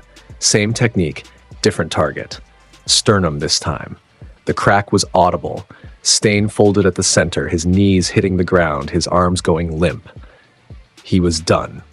The hero killer, the most feared independent villain in Japan, the man who had ended 17 pro-hero careers through death or permanent injury, was on his knees in a Hosu alley, beaten by a 15-year-old boy in under 30 seconds. Izuku stood over him. His face was blank. The cut on his cheek was already sealing, white steam rising from the wound as reverse curse technique closed it. Mina came from behind. She wrapped her arms around Izuku from behind, pressing her chin into his shoulder blade. Her forehead rested against the back of his neck. She did not say anything dramatic. She did not congratulate him. She did not perform anything for the audience. She held on. That was it. "You got him, Izu," she said. Her voice was soft, warm in a way that had nothing to do with temperature. "You don't have to carry it all alone." His cursed energy, which had been pressing outward since the moment he entered the alley, a held breath of ancient force, softened. The iron taste left the air. The pressure dropped. His shoulders, which no one had ever seen tense because the tension was so constant it passed for relaxation, released by a single degree. He stood there in that alley with Mina's arms around him and her chin on his shoulder, and for 3 seconds he allowed himself to feel held. 3 seconds. Then his posture returned and his energy stabilized, and he was Izuku Midoriya again. The mechanism, the cog, the thing the universe built to handle what it could not stomach. But those 3 seconds existed. Mina felt them. She would never forget them. Ida watched from the ground. His paralysis was fading, Stain's quirk releasing its hold as the man's consciousness dimmed. He watched the green-haired boy standing over the defeated hero killer with a pink-skinned girl holding him like he was the most important thing in the world, and he understood something. Strength was a choice about what you used it for. Izuku had arrived with 0 anger. He had fought with 0 vendetta. He had won with 0 performance. He had simply been in the place where he was needed and done the thing that needed doing. Ida had come for revenge. He had come for himself. He felt the difference between those two motivations settle into his bones like weight. "Midoriya," Ida said. His voice cracked. "Thank you." Izuku looked at him over Mina's head. He gave a single nod. The nod said, "You're alive. That is sufficient. Do better." Ida understood. He would do better. The forest training camp existed at the intersection of summer and ambition. UA sent its first-year students into the mountains for intensive training, a week of pushing limits, developing new applications of their quirks, preparing for the provisional license exam. The Pussycats hosted. The forest was dense and ancient and full of the particular silence that only exists far from cities. Izuku spent the training days helping his classmates without being asked. He was present for Todoroki's attempts to develop ranged ice attacks, a wall of practice that Izuku evaluated with a glance and corrected with a word. He was present for Kirishima's hardening endurance tests, 3 words about stance that changed Kirishima's defensive ceiling by a full grade. He moved through the camp like a visiting instructor rather than a peer, and the class had stopped finding this strange. They had accepted what he was. They did not have vocabulary for it, but they had accepted it. Mina used the training week as an opportunity. She was developing a new application, acid viscosity control, allowing her to create solid structures from hardened acid rather than relying solely on liquid corrosion. It was creative. It was difficult. She failed more times than she succeeded, and each time she got up with the same grin and tried again. Izuku watched her train on the 3rd day. He sat on a rock at the edge of the clearing with a water bottle in his hand and his eyes on her, really on her, tracking her movements, evaluating her footwork, observing the mechanics of her quirk application. "Your core is tilting," he said. "Left hip." Mina adjusted. Her next attempt held. "Izu, did you see that?" She spun around, fists in the air, acid solidified into a perfect disc in her hand. "I saw it," he said. She ran over and shoved the disc in his face. "Look, feel it, it's solid. I did it." He took the disc from her hand, turned it over, evaluated its density with his cursed energy perception, uniform, stable, strong enough to deflect a standard impact. He looked at her face. Her golden eyes were blazing with achievement and pride, and the specific kind of joy that only comes from earning something hard. "Good work," he said. 2 words. From Izuku Midoriya, they might as well have been a standing ovation. Mina knew it. Her entire face lit up and she punched the air again. The night of the attack came without warning. Blue fire erupted at the tree line at 11:47 p.m. The air filled with the smell of burning pine and something chemical. A knockout gas seeping between the trees, targeting the students' camp. Screaming started. The Pussycats went on immediate defensive, but the attackers were prepared. Coordinated. This was a professional operation, the Vanguard Action Squad. League of Villains assets deployed with specific targets and specific orders. They moved through the forest like they owned it. Dabi's flames consuming entire clearings, Twice's copies overwhelming isolated students, Toga slipping through the chaos with her blade and her laugh. Izuku felt them the moment they crossed into his range. 8 hostile presences, each carrying a different flavor of violence. He stood from where he had been sitting, the outdoor rest area where several students were gathered, and his cursed energy expanded outward in a wave that pressed the gas back from the immediate area. "Everyone," he said. His voice carried across the clearing without being raised.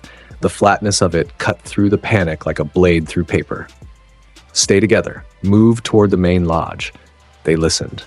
When Izuku Midoriya told you to do something in that voice, you did it. The class had learned this. Mina was at his side. Her acid was active, dripping from her hands, her stance ready. How many? 8. Different positions. One of them is coming here. Which one? A tree exploded at the edge of the clearing. Something enormous crashed through the underbrush, 7 feet tall, muscle fibers rippling out of its skin like they were trying to escape the body they were attached to.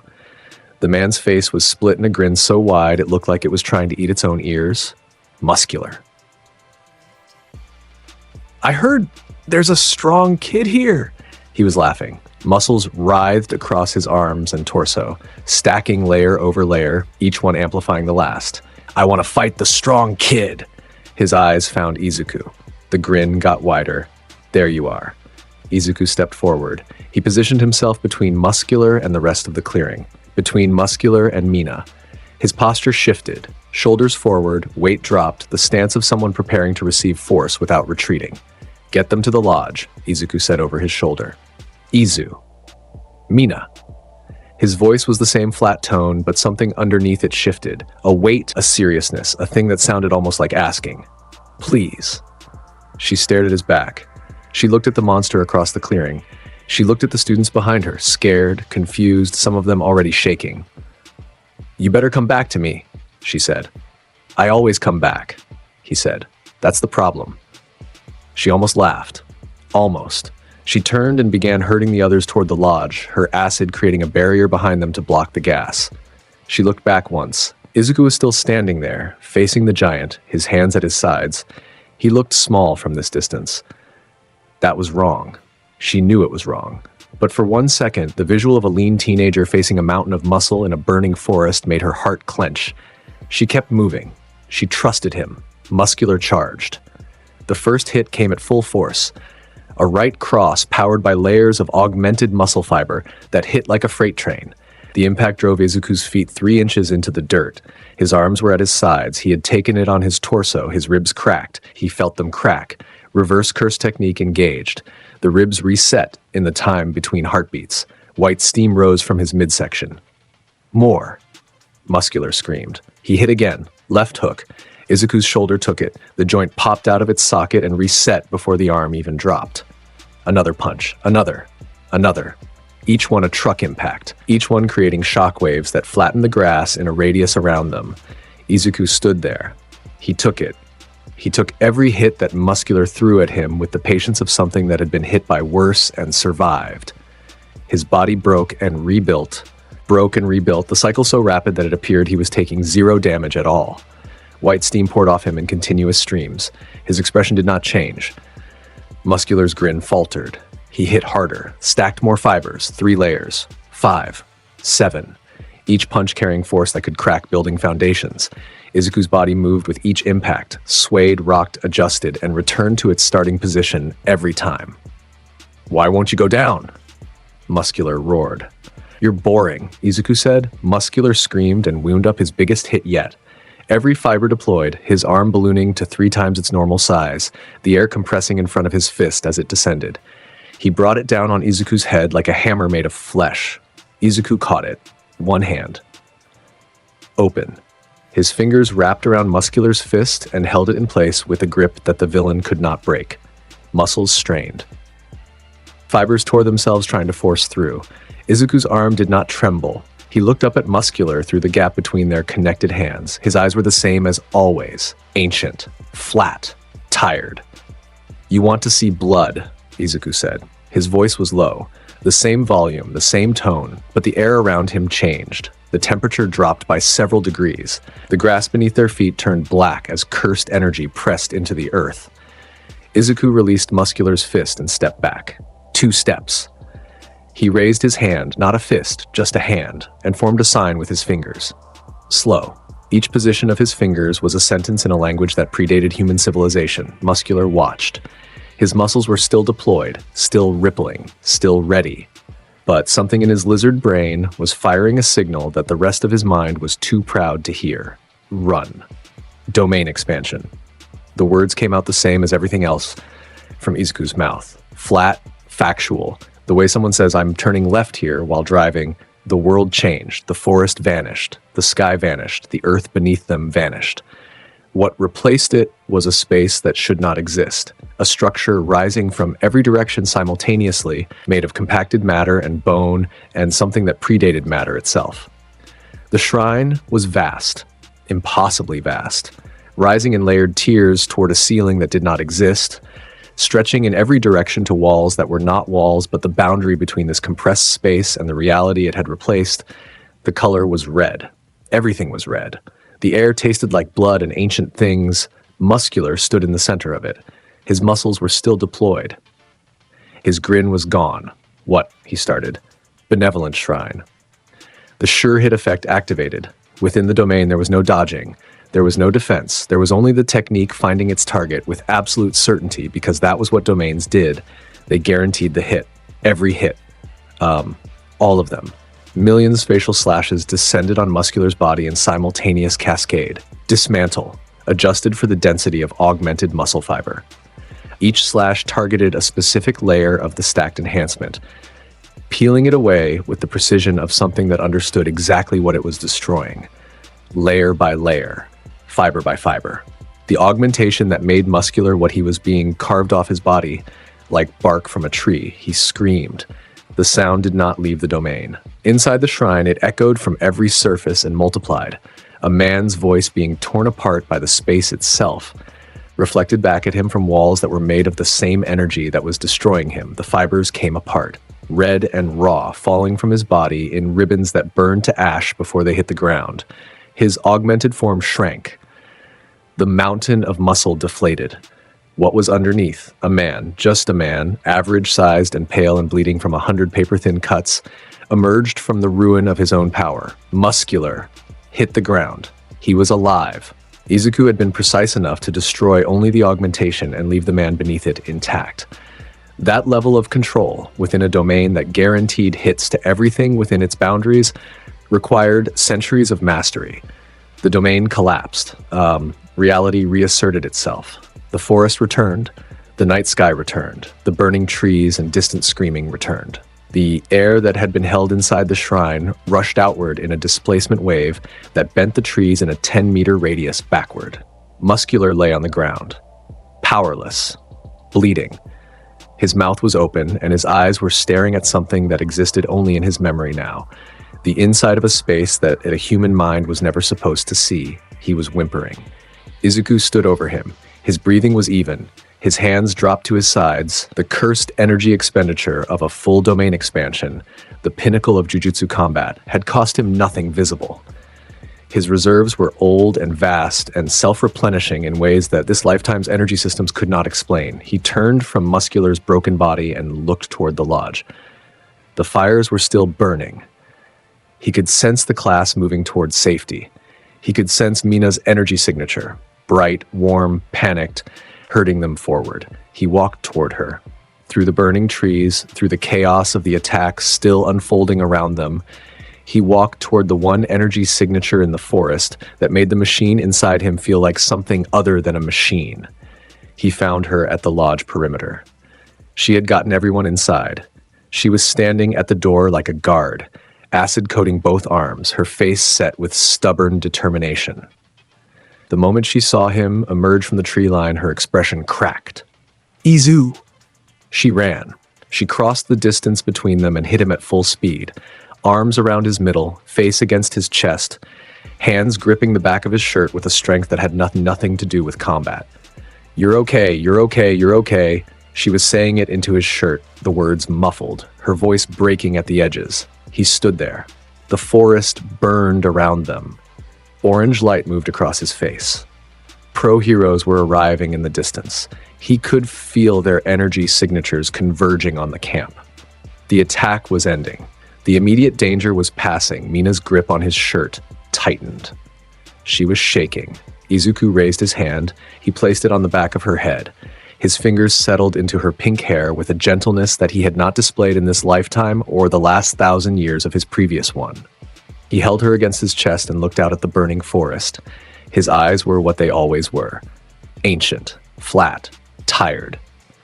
But his arm tightened around her shoulders. He held her. He held on.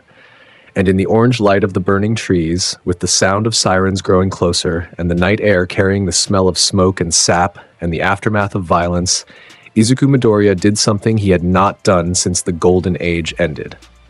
He allowed himself to have something worth protecting. The cursed energy pressure that radiated from his body, always present, always pressing outward in a field of ancient force, wrapped around Mina Ashido. It wrapped around her and softened until it was indistinguishable from warmth. She felt it. She burrowed closer.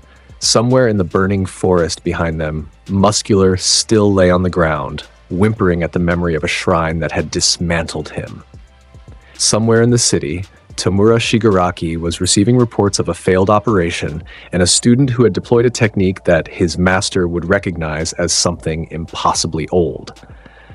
Somewhere in the shadows of this world's power structure, All for One opened his remaining eye and felt something in the balance of the world shift, a weight settling onto the scale that had not been there before, heavy enough to change the tilt of everything. The ancient warrior had announced himself. The world's shadow knew his name now, and the only reason he was still oriented toward the living, still allowing the universe to keep using him as its mechanism, its cog, its final answer to the things that go wrong, was sleeping against his chest. Mina's eyes had closed. The adrenaline crash took her. The cursed energy pressure from the domain, even secondhand, even from outside its walls, had exhausted her body on a level her consciousness could not sustain. She had gone limp against him, her breathing evening out, her hands still gripping his shirt even in unconsciousness. Izuku held her. He looked at the fire and he held her, and he felt the weight of centuries settle back onto his shoulders like a coat he had never taken off. He was the Modulo. He was the final form. He was the thing the universe kept reassembling, because the world would always produce horrors, and it would always need someone built to erase them. But he was also standing in a burning forest, holding a girl who called him Izu, and refused to let him disappear. He was also feeling the warmth of another person's trust against his body for the first time in longer than any human was meant to be alive. He tightened his hold on her. "I'm just a cog," he said. The words were for no one. He said them into the night air, into the fire, into the centuries of memory that pressed against the inside of his skull. But maybe the machine built something worth running for. The fire burned. The heroes came. The night moved on. Izuku Midoriya stood in the center of it all, ancient and tired and unbroken, and held on to the only thing that made him feel like something other than a mechanism. He held on. He did not let go. The news broke at sunrise. Every network in Japan carried the story. The League of Villains' assault on the UA training camp, the deployment of the Vanguard Action Squad, the injuries, the aftermath, and threaded through every broadcast, every analysis, every panicked government statement, the name that kept appearing in the witness reports like a recurring dream, Izuku Midoriya, the student who had deployed a technique that destroyed a villain's entire ability without killing him, the student whose power could not be categorized under any known quirk classification. The student that 3 separate pro-heroes, arriving on scene after the fact, described with the same phrase, something that should not exist at that age. In a room with no windows, somewhere beneath the surface of a city that did not know he was there, All for One sat in his life support chair and listened to the reports. His hands were folded, his ruined face was still.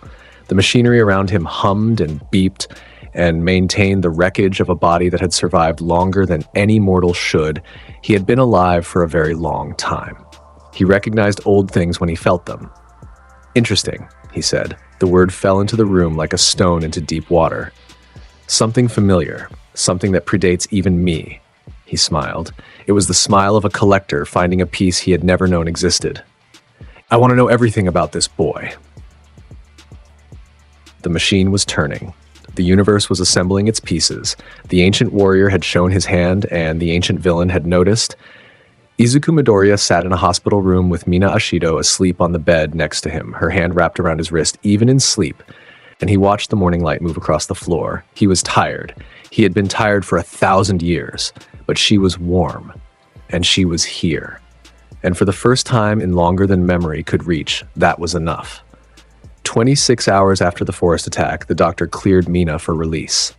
She woke up with her hand still on Izuku's wrist, and her first words were, "Did you sleep?" "I don't need much," he said. "That's not what I asked." She sat up. Her hair was a mess.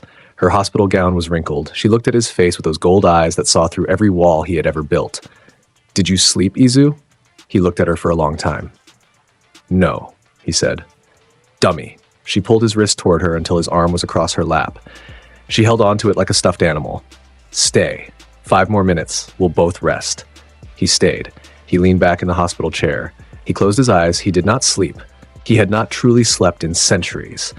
But he closed his eyes and he listened to her breathing and he allowed the weight to settle somewhere that was closer to bearable.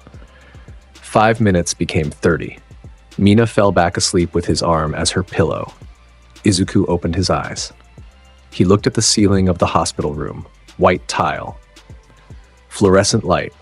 A world that wore capes and gave rankings and televised violence and called it heroism. He had seen worlds end. He had seen gods fight in the sky. He had buried friends whose names the earth itself had forgotten. He had walked centuries alone because the universe would never let him stop. And now he was in a hospital room with a girl who had acid for a quirk and sunshine for a personality. And she was holding his arm in her sleep, and something in the ancient architecture of his soul was restructuring itself around the warmth of that contact. The helicopters came first. Their rotors beat the smoke flat against the tree line and pushed the heat in new directions. And the orange light that had been moving across Izuku's face in even pulses began stuttering. Irregular, disrupted by the downdraft of 3 rescue choppers descending through the column of smoke above the camp. Searchlights cut through the haze in white blades that turned the burning forest into a stage. Ground teams followed in clusters. Heroes in tactical gear, moving through the perimeter with the particular urgency of people arriving after the worst has already happened and knowing it. Mina was still against his chest. Her breathing had evened into something close to sleep, though her fists remained locked in the fabric of his shirt with a grip that her unconscious body refused to release. The cursed energy she had absorbed secondhand from the domain's collapse was still working through her system. He could feel it dissipating along her neural pathways, thinning, becoming harmless. She would wake in hours. She would be fine. He held her and watched the heroes come. The first to reach him was Endeavor. The number 2 hero landed at the tree line in a pillar of flame that scorched the already blackened earth in a ring around his impact point. His fire suit burned against the night, orange and red and white at its core, radiating heat that made the nearby trees creak and contract. He was enormous, the largest single presence Izuku had felt approach since the fight began, and he carried himself the way large things always do, as though the space around him existed for his benefit. He saw Izuku. He saw the boy standing in the center of a clearing that had been carved into the burning forest by force. He saw the unconscious girl held against his chest. He saw, behind the boy's position, 40 meters back, crumpled in the ash, a man-shaped thing on the ground, whimpering, stripped of everything that had made it dangerous. Endeavor's flames flickered. The rhythm of their burns stuttered the way a heartbeat stutters when the body encounters something the mind has yet to process. He had fought everything this country had produced that was worth fighting. He had stood across from threats that would make ordinary humans stop functioning from proximity alone. He had never looked at a teenager and felt what was moving through his chest right now. "Midoriya," he said. Izuku looked up at him. Those eyes, flat, ancient, full of a weight that had been accumulating since before Enji Todoroki drew his first breath. The firelight moved across that young face and found nothing young in it. "She needs a medic," Izuku said. He meant Mina. His voice carried the same inflection it always carried. The flatness of a man reading the last line of something he had already read 100 times. He was asking for one thing. Only one thing. Endeavor stared for 3 more seconds. Then his training took over, and he barked orders to the ground team behind him. Medical unit forward, priority triage, now! And 2 paramedics broke from the formation at a sprint with a stretcher between them. They reached Izuku. They positioned the stretcher beside him. One of them reached for Mina. Izuku moved her himself. He lowered her onto the stretcher with both arms and, keeping her spine aligned, her head supported in his palm until the pillow took the weight. Her fists released his shirt only when the angle pulled the fabric taut enough to break the grip, and her fingers opened in sleep like flowers losing their hold on a branch. He set her down and straightened and stood beside the stretcher. The paramedics moved. Izuku moved with them. When a hero, someone in tactical gear with a clipboard, stepped into his path and said something about debriefing, Izuku looked at him once, and the man stepped aside with the instinct of something small recognizing something vast. He stood beside Mina's stretcher for 4 full minutes at the triage point. His arms were at his sides. His posture said nothing and everything. The medical team worked around him. They checked vitals, ran scans, confirmed what he already knew. She was stable, exhausted at a cellular level, by an energy type their instruments could measure but had never encountered, and she would recover with rest. He remained until she was loaded into the medical transport. He watched the doors close. He stood in the clearing with the vehicles moving around him and the searchlights cutting overhead, and pro-heroes arriving in waves, each one running through their protocols, their training, their practiced responses to a crisis that had already ended before they arrived. It had ended because of him. The footage leaked within 2 days. A pro-hero on the ground response team had been wearing a body camera, standard equipment for incident documentation, and the recording captured 7 seconds of the domain expansion from outside its boundary.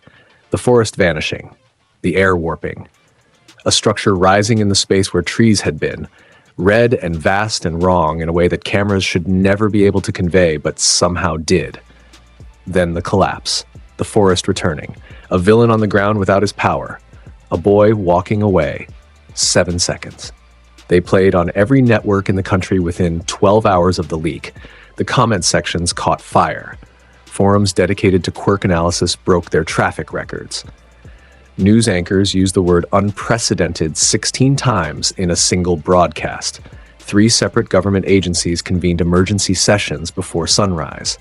The Hero Public Safety Commission, already under pressure from the failed security at the training camp, now faced questions they had never been built to answer.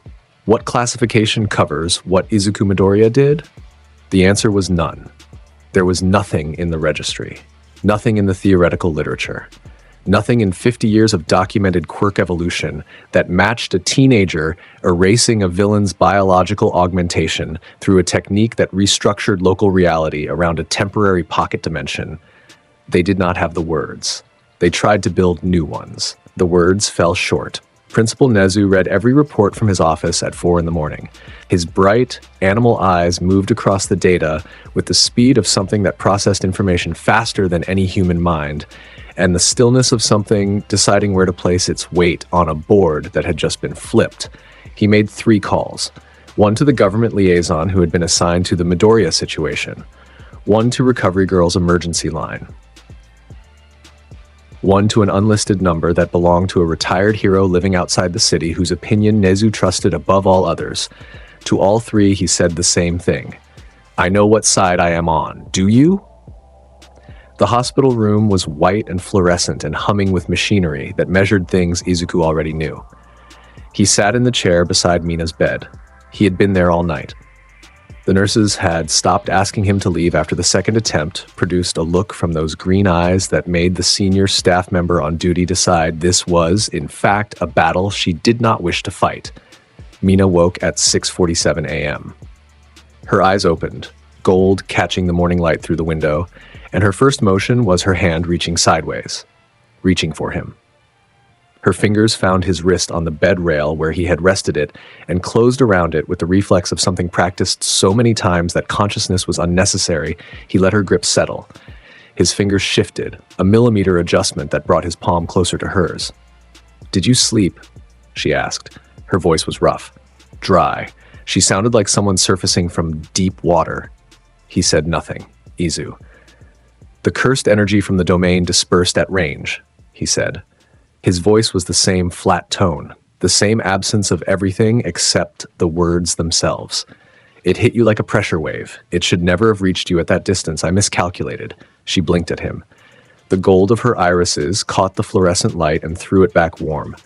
Then she laughed, short, surprised, bright as a coin catching the sun. "You're apologizing to me. I'm explaining a technical error. That's the closest you get to an apology, and I am taking it." She squeezed his wrist. Her grip was weak from the exhaustion still working through her system, and even weak it held on with the determination that had defined every interaction she had ever had with him. It was the most incredible thing I've ever seen, and the most terrifying, and the most. She stopped. Her gold eyes found his face and held it. She was reading him, the surface and what lived beneath it, the language of his stillness that she had spent 2 years learning to translate. "You've been doing this forever, haven't you? Showing up in burning places and cleaning them out and walking away alone." He held her gaze. The morning light moved across the floor between them. A machine beeped its rhythm in the corner. Well, that," she said. "That part ends now." Her grip tightened on his wrist. She pulled his hand toward her until his palm was flat against the mattress beside her shoulder. She held it there. She did not let go. They stayed like that until the visitors came. Kirishima arrived first. He stood in the doorway with flowers he had clearly purchased from the hospital gift shop, still in the plastic sleeve with the price sticker showing, and his face held something Izuku recognized from a long time ago. The expression of someone who has seen the scale of the world adjust in front of them and is still rebuilding their internal map. "Hey," Kirishima said. His voice was too light. The effort behind the lightness was visible. His hands, still wrapped in compression bandages from the fighting he had done in the forest, held the flowers against his chest, the way someone holds a shield. "How are you, Ashido?" "Yeah. I'm great," Mina said, pushing herself up on her elbows. "I slept through the best part apparently, and nobody got me video." Kirishima laughed. The laugh was genuine, and it broke whatever tension he was carrying in his shoulders. He came into the room and set the flowers on the bedside table and then stood there, looking at Izuku in the chair, and his mouth worked around something he wanted to say. "Midoriya," he said. "What you did out there is done," Izuku said. Kirishima nodded. He looked at his own hands, the compression bandages, the ordinary power they contained. Looked back at Izuku's hands, unmarked, resting on the bedrail beside Mina's shoulder, as though they had never punched through a domain's walls and erased a monster from existence. He stayed for 20 minutes. He talked to Mina about everything except the forest. She let him. Izuku sat and listened, and his presence in the room was what it always was, a weight that everyone felt and nobody addressed. Uraraka came next. She hovered in the doorway, literally her feet 3 inches off the ground, a stress response she sometimes exhibited, and her eyes were too wide when they found Izuku's face. She managed a smile. It wobbled at the edges. "I'm glad you're both okay," she said. She came in, she sat on the edge of Mina's bed. She talked about the recovery efforts, the classmates still being evaluated, the schedule for return, yet her voice was steady through all of it. When she left, she paused at the door and looked back at Izuku one more time. Something in her face said, "I saw what you are, and I am choosing to still see my classmate." She nodded once and went. Todoroki arrived at noon. He said nothing when he entered. He walked to the chair on the opposite side of Mina's bed, sat down and remained there in silence for 3 full minutes. Mina watched him with raised eyebrows and an expression of patient amusement. "Thank you for the camp," Todoroki said. His voice was even. The words carried a weight vastly larger than their surface meaning. Gratitude for the thing Izuku had done at the USJ, for the sports festival, for the fact that every student in Class 1A had walked out of that burning forest alive because one person among them operated on a scale that rendered the attack irrelevant. Izuku nodded. The nod carried everything Todoroki needed it to carry. Todoroki stayed for 10 more minutes. He and Izuku occupied the same silence with the comfort of 2 people who have never needed words to hold a conversation. Mina filled the gaps with her voice, cheerful, bright, maintaining the social oxygen in the room because she understood that was her role and she was brilliant at it. When Todoroki left, he placed his hand on Izuku's shoulder for a single second as he passed. His left hand. The fireside. Warm. Izuku watched him go. Bakugo did not visit. He sent nothing. He was in his own room, undamaged, untreated, having fought through the forest attack with the fury of someone trying to prove something to an audience that was no longer paying attention, staring at the ceiling and processing the reality that the world's hierarchy had been established without his consent, and he was nowhere near its top. He stared at that ceiling for a long time. When he finally got up, he went to the gym and trained until his palms bled. The government official arrived on the third day. A man in a gray suit with a briefcase and the posture of someone accustomed to being the most important person in whichever room he occupied. He was escorted by 2 Hero Commission liaisons and preceded by a stack of paperwork that Recovery Girl had to sign before allowing him access. He sat across from Izuku at a table in the hospital's administrative wing. Mina was still in her room. Izuku had insisted on this, the only insistence he had expressed since the night of the attack. And the insistence had carried the weight of something that did not need to be argued with. The official opened his briefcase. He spread papers on the table. He began speaking in the language of institutions: threat classification, quirk monitoring, supervised deployment, mandatory reporting structures, oversight committees, the particular vocabulary of a system trying to wrap its arms around something too large for its embrace. Izuku listened. He sat in the chair with his arms on the table and his green eyes on the man's face, and he listened to every word with the patience of someone who has heard every version of this speech across centuries and has never been changed by it. The official finished. He laced his fingers on the table and waited for a response with the confidence of someone who believed their position carried authority here. Izuku looked at him for 3 seconds. The world keeps producing things that need to end. I end them. That's always been the arrangement. He stood up. He stood up.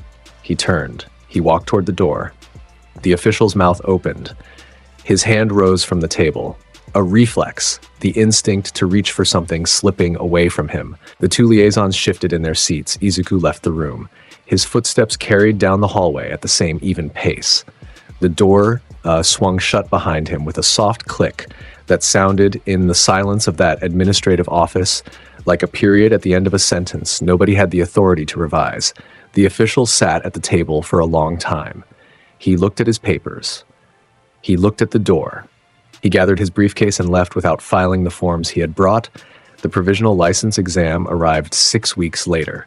Restructured, expanded, redesigned by a commission that had learned from the training camp attack that the old model was insufficient. The format had teeth now. Live combat exercises against pro heroes operating at half their full output. Team infiltration runs. A final individual assessment against unknown opposition. 20 spots. 300 applicants. The math was designed to break most of them. Mina sat in the staging area beside Izuku.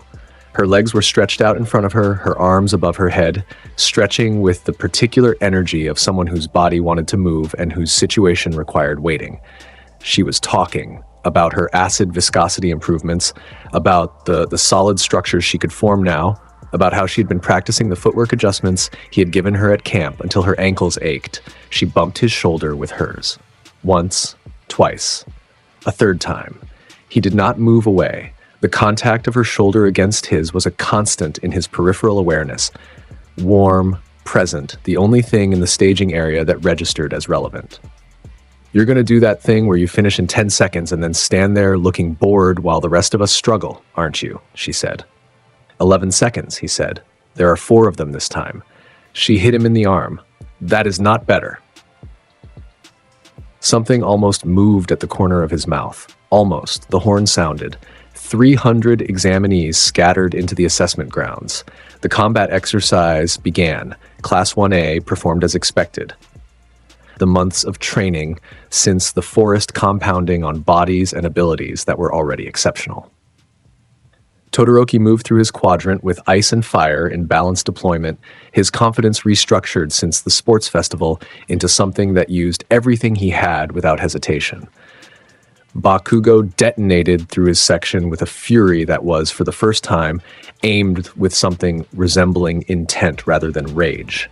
Every explosion placed, every movement efficient, the raw talent he had always possessed finally operating in concert with a discipline he had spent 3 months building from the ground up. Kirishima held the defensive assessment longer than anyone on record.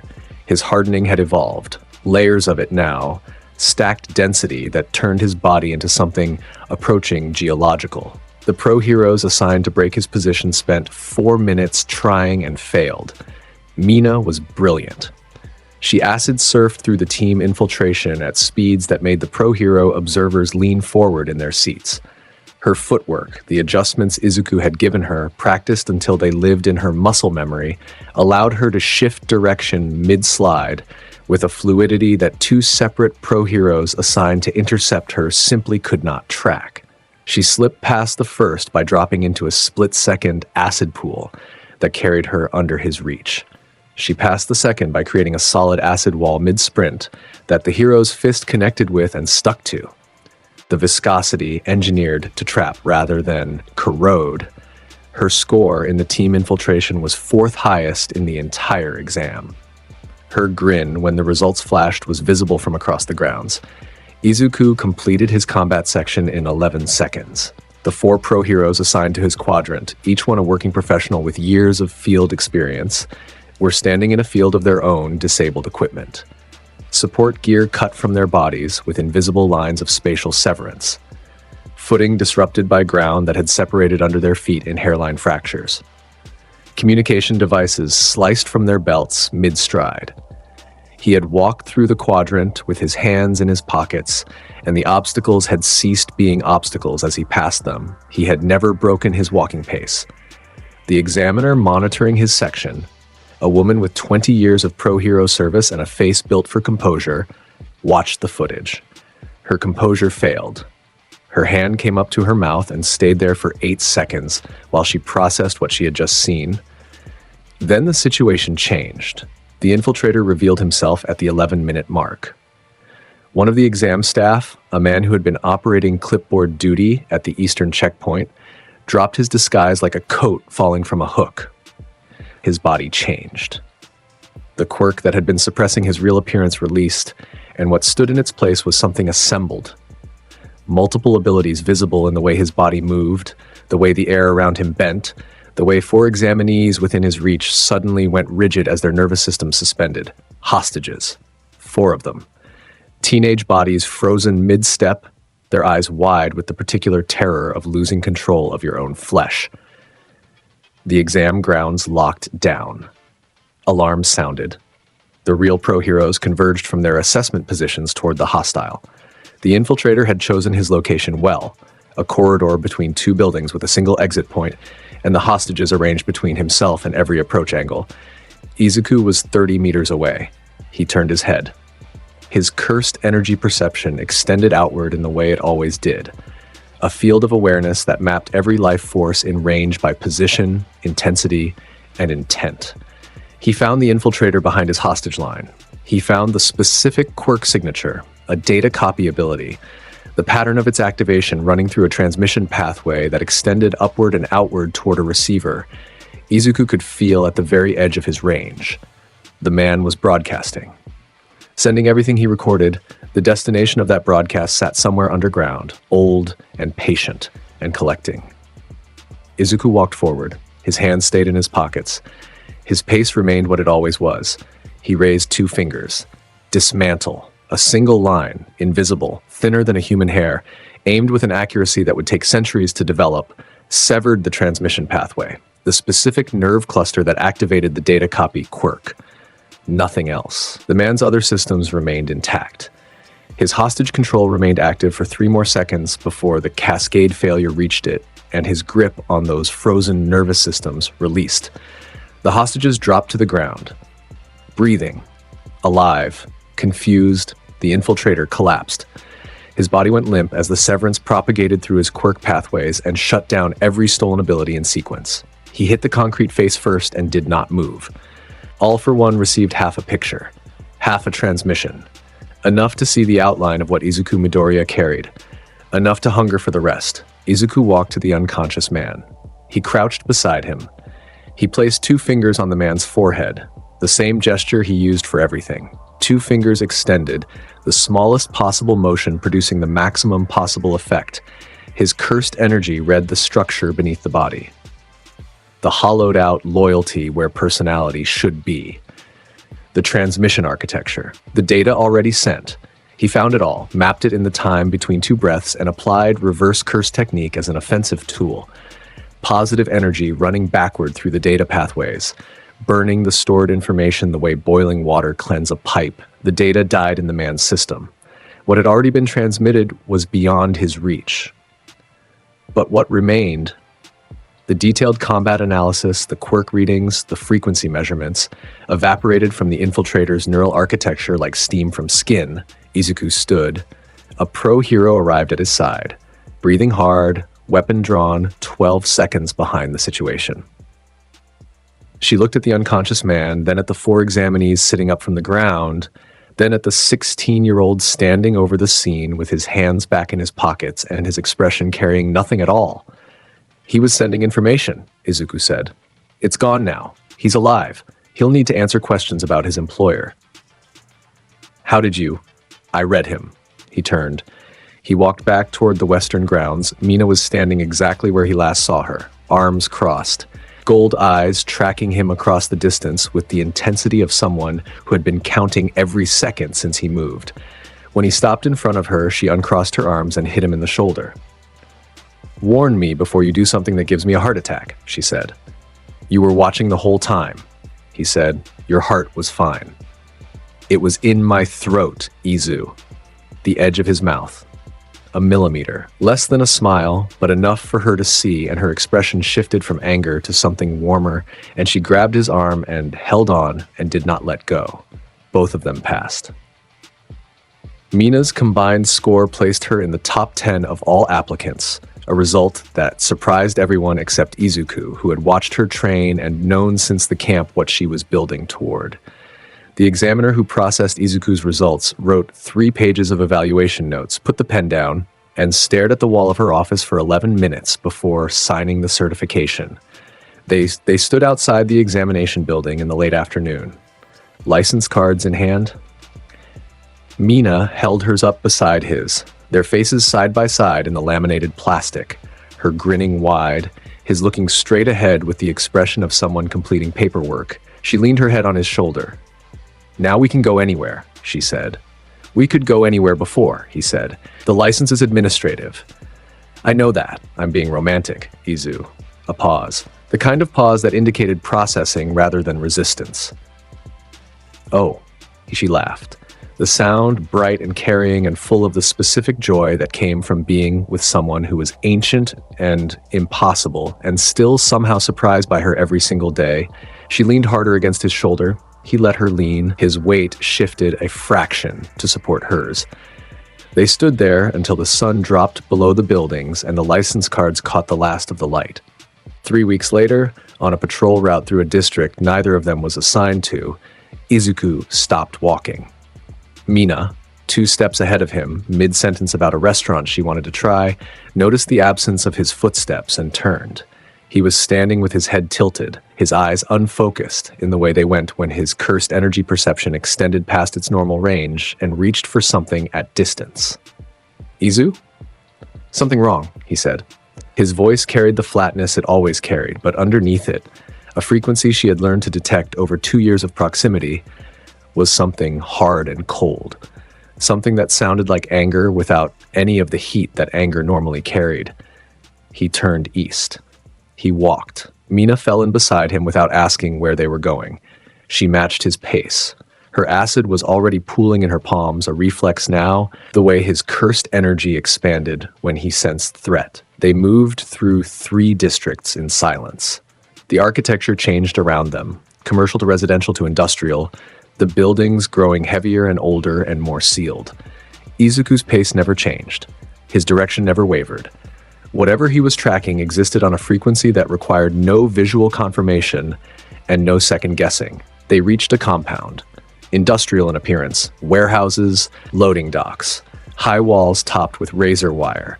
The gate was locked. Guards in civilian clothing stood at the entrance with the posture of people paid to be violent if necessary. Izuku looked at the compound. His perception extended through the walls, through the concrete, through the steel, through the floors and subfloors, and into the underground levels where the life forces gathered, and the thing he was tracking burned brightest. A child. A small girl. 6 years old. Her life force was wrong in the way specific life forces are wrong when they belong to something being hurt repeatedly and rebuilt repeatedly and hurt again. The signature pulsed with damage and healing in alternating waves, a cycle, a rhythm, something being done to her over and over in a pattern that had the regularity of a schedule. Izuku's hands came out of his pockets. "Mina," he said, "I'm here. Inside this building, there is a child being taken apart and put back together for someone else's use." His voice was the same flat tone, the same delivery he used for everything. But the air around his body, the field of cursed energy that was always pressing outward, changed temperature. It went cold, the kind of cold that burns. Mina's jaw set. Her acid went from pooling to active, coating both forearms in a sheen of corrosive fluid that caught the streetlight and reflected it in sickly green. "Then we go in." They went in. The guards at the gate saw them approach. 2 teenagers in Hero Patrol uniforms. The larger guard stepped forward with his hand raised and his mouth opening around the word "stop."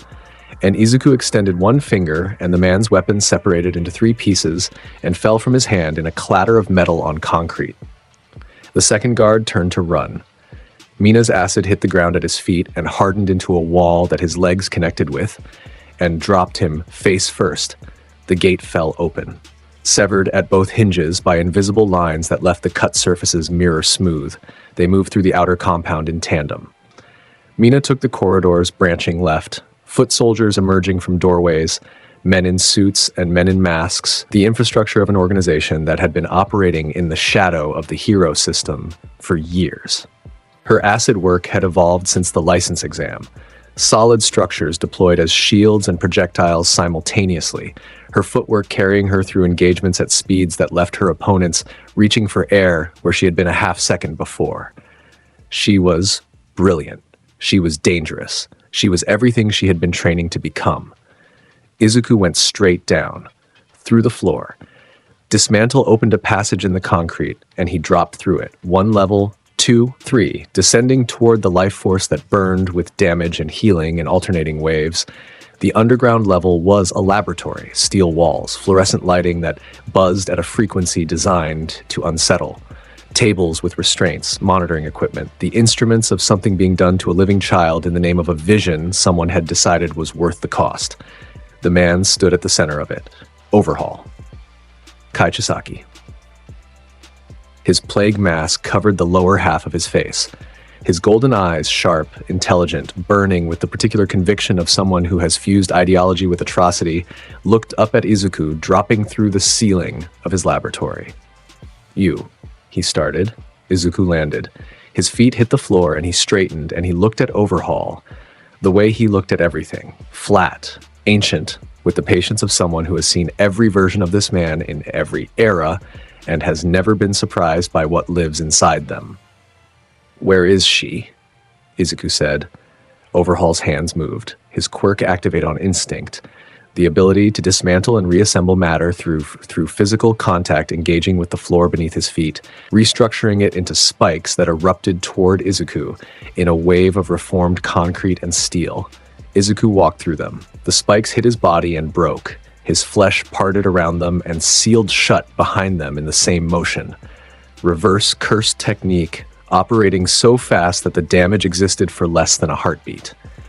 He walked through the restructured environment the way he walked through everything, without adjusting his pace, without acknowledging the obstacles as obstacles.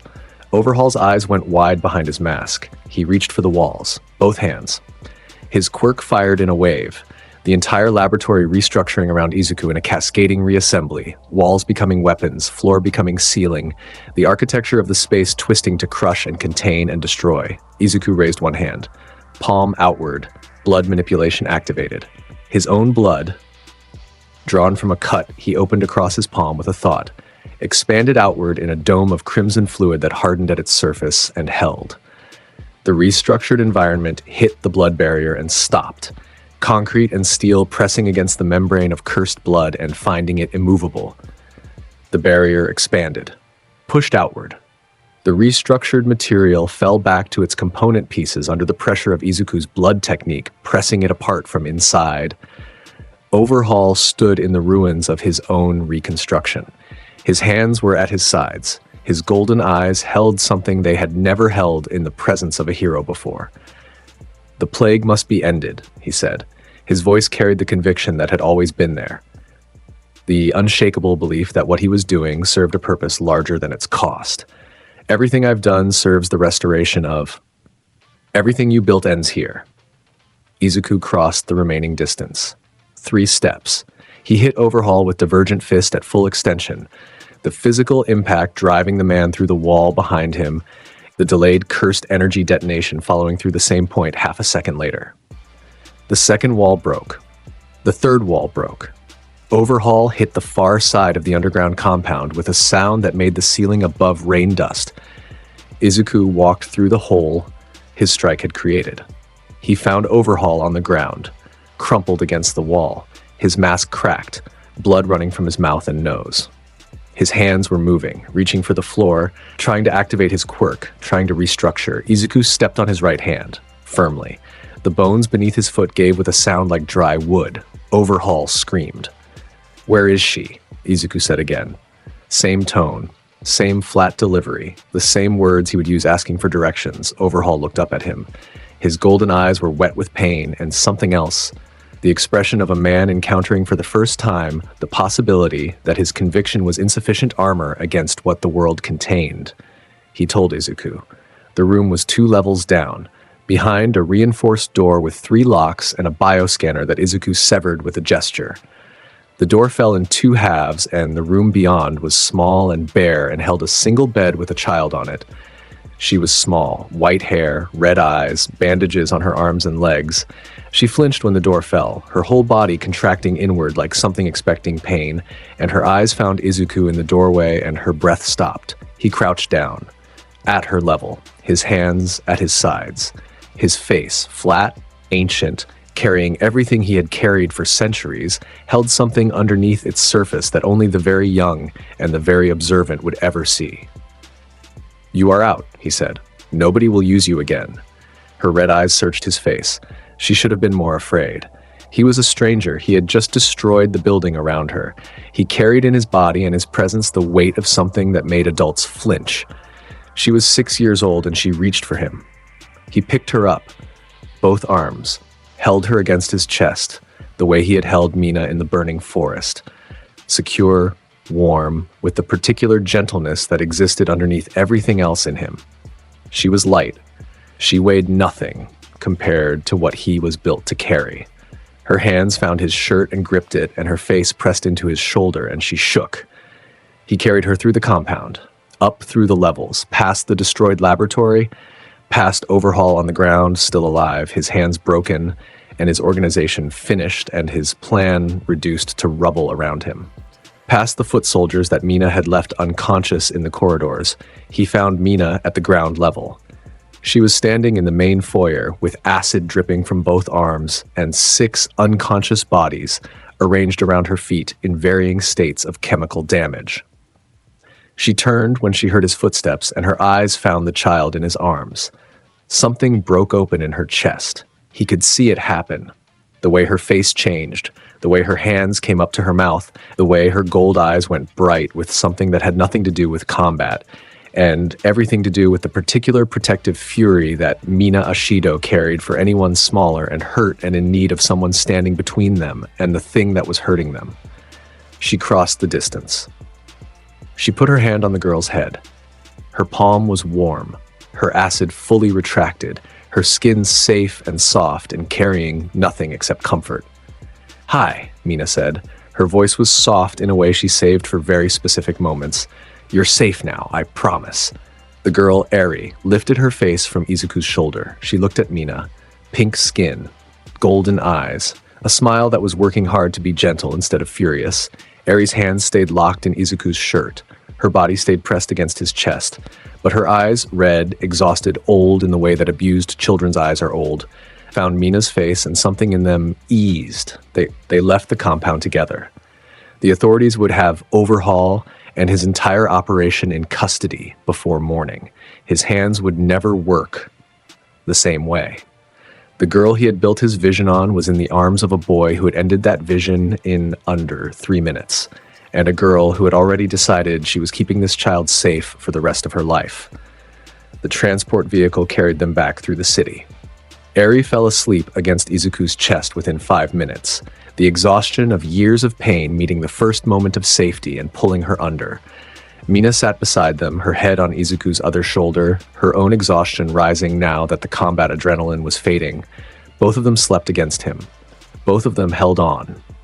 Izuku looked out the window. The city moved past. Lights and buildings and the ordinary motion of a world that continued turning, regardless of what happened in its shadows. His face held the expression it always held. His eyes carried what they always carried, but underneath, deep. In the ancient architecture of the soul that had been walking alone for centuries and had started to forget what any other configuration felt like, something close to peace. Old and strange and unfamiliar as a word in a language he stopped speaking 1,000 years ago, the following weeks brought an unfamiliar rhythm. Eri was placed in Yue's protective custody, Nezu's decision, made within hours of receiving the report, and the practical result was that a 6-year-old with white hair and red eyes and the power to reverse biological time became a fixture of the school grounds.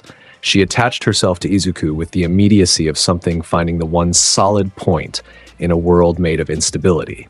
Wherever he was, the classroom, the training grounds, the cafeteria, she drifted toward his position, the way water finds its level. She sat beside his chair. She held the hem of his jacket. She watched him with those 2 old eyes and said nothing and needed nothing except his proximity. Mina adopted her. There was no formal process, no paperwork that covered a pro-hero student claiming emotional custody of a rescued child. But in practice, Mina became the warmth that balanced Izuku's weight. She braided Eri's hair. She painted her nails. She brought her snacks and taught her dance steps and talked to her in the constant, bright stream of sound that was Mina's native language and that seemed, over weeks, to draw Eri out of her shell the way sunlight draws a flower from the soil. The 3 of them together became a common sight on campus. Izuku sitting on a bench with Eri beside him, her small hand in his, while Mina demonstrated acid tricks for the girls' amusement. Shapes and colors and controlled splashes that caught the light and made Eri's mouth form the first small smile anyone had seen from her since her arrival. The class watched. They said little. They understood, without it needing to be spoken, that whatever was happening between these 3 people was real and important and did not belong to anyone else. 3 months after the overhaul raid, All for One moved. He did not send an army. He sent a message. The villain arrived on a Tuesday evening during a patrol route that Izuku was walking alone. He had chosen the solo patrol because his mind was full. Mina's voice, Eri's hand in his, the particular way morning light looked coming through the window of the dorm room where he sat reading while both girls slept in the common area below. He wanted quiet to hold those images in his awareness and examine them from angles. The hit came without preamble, 4 quirks in sequence: velocity amplification, impact multiplication, barrier penetration, and a disruption field that scattered the coherence of energy-based defenses. The combination had been assembled over 50 years of theft and experimentation and refined into a single opening salvo designed to test the limits of anything it connected with. It connected with Izuku's midsection. He went backward 5 meters. His feet carved furrows in the street surface. 3 ribs cracked across their midsections, clean breaks, the kind that heal in seconds when the body carrying them has been healing for centuries. White steam erupted from his torso as reverse curse technique engaged. The ribs set before his momentum fully stopped. He looked up. The villain stood 20 meters ahead, a body carrying more quirks than any human frame should hold, each one visible in the way his musculature moved, the way his eyes tracked from too many focal points, the way the air bent around him in conflicting patterns. He was connected. Izuku could feel the thread, thin, quirk-based, a line of transmitted intent running from the villain's brain upward and outward to a receiver underground. All for One was watching through this man's eyes. All for One was directing this man's hands. That was interesting. Izuku said. He straightened. The steam from his healed ribs dissipated into the evening air. His posture returned to its baseline, slouched, hands at his sides, ancient weight behind eyes that evaluated the threat with the interest of a craftsman examining a tool. The villain struck again. 3 quirks this time. A different combination, testing a different response. Speed and force, and something that tried to disrupt the cursed energy field around Izuku's body by interfering with its frequency. Izuku took the hit on his raised forearm. The bone cracked. Healed. He stepped forward into the opening the strike created and drove his palm into the villain's chest. Blood manipulation activated at the point of contact. His blood, alive, cursed, carrying properties that had been building in it for a millennium, pushed outward through the striking surface and entered the villain's system through the impact bruise. Once inside, it mapped the man's circulatory architecture in a heartbeat and began traveling toward the installed quirks. The villain recoiled. His hand came to his chest. His eyes, all the focal points of them, widened as something foreign moved through his bloodstream. He hit back. Harder. 6 quirks in sequence now, the full arsenal deployed, all for one's direction becoming more urgent through the connection. Speed that blurred the air, force that cracked the street in radiating lines, a disruption wave that should have scattered Izuku's cursed energy like a hand through smoke. Izuku took it. He took all of it. He stood in the center of the street and let 6 stolen quirks hit his body in combination, and his reverse curse technique healed what they damaged faster than they could damage it. His blood was still inside the villain, still traveling, still reaching. He hit back. Black flash. The convergence of cursed energy at the point of impact, spatial distortion erupting from the collision in black and red lightning that warped the air in a sphere 3 meters wide. The villain went backward, hit a car, went through the car, hit the building behind the car. Second black flash.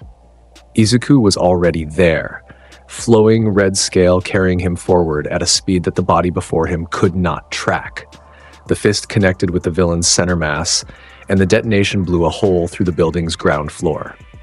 Load-bearing supports buckled, the ceiling above groaned. Third black flash. The third one hit from below. An uppercut that connected beneath the jaw and launched the villain upward through 2 stories of building. The spatial distortion from 3 chained black flashes in sequence compounded, the warped tear in the air expanding with each one, taking 15 full seconds to settle back to normal after the third detonated. The villain hit the roof of the building and lay still. His body was intact. Izuku had aimed to disable rather than destroy. But the installed quirks were going silent one by one as the blood manipulation he had introduced earlier reached their root connections and burned them out. Each stolen ability extinguished like a candle. The body's combat capability degrading in sequence, but the connection was still active. All for One was still watching. Izuku raised his hand, 2 fingers extended. Dismantle. A single line of spatial severance, aimed with the accuracy of something that had been cutting for 1,000 years, traveled along the transmission pathway and severed it at its midpoint. The intelligence behind the villain's eyes went out like a light switched off. The body went limp on the rooftop. What remained was a person, confused, stripped of borrowed purpose, wearing the aftermath of someone else's ambition. Izuku stood in the wreckage of the street. He looked upward.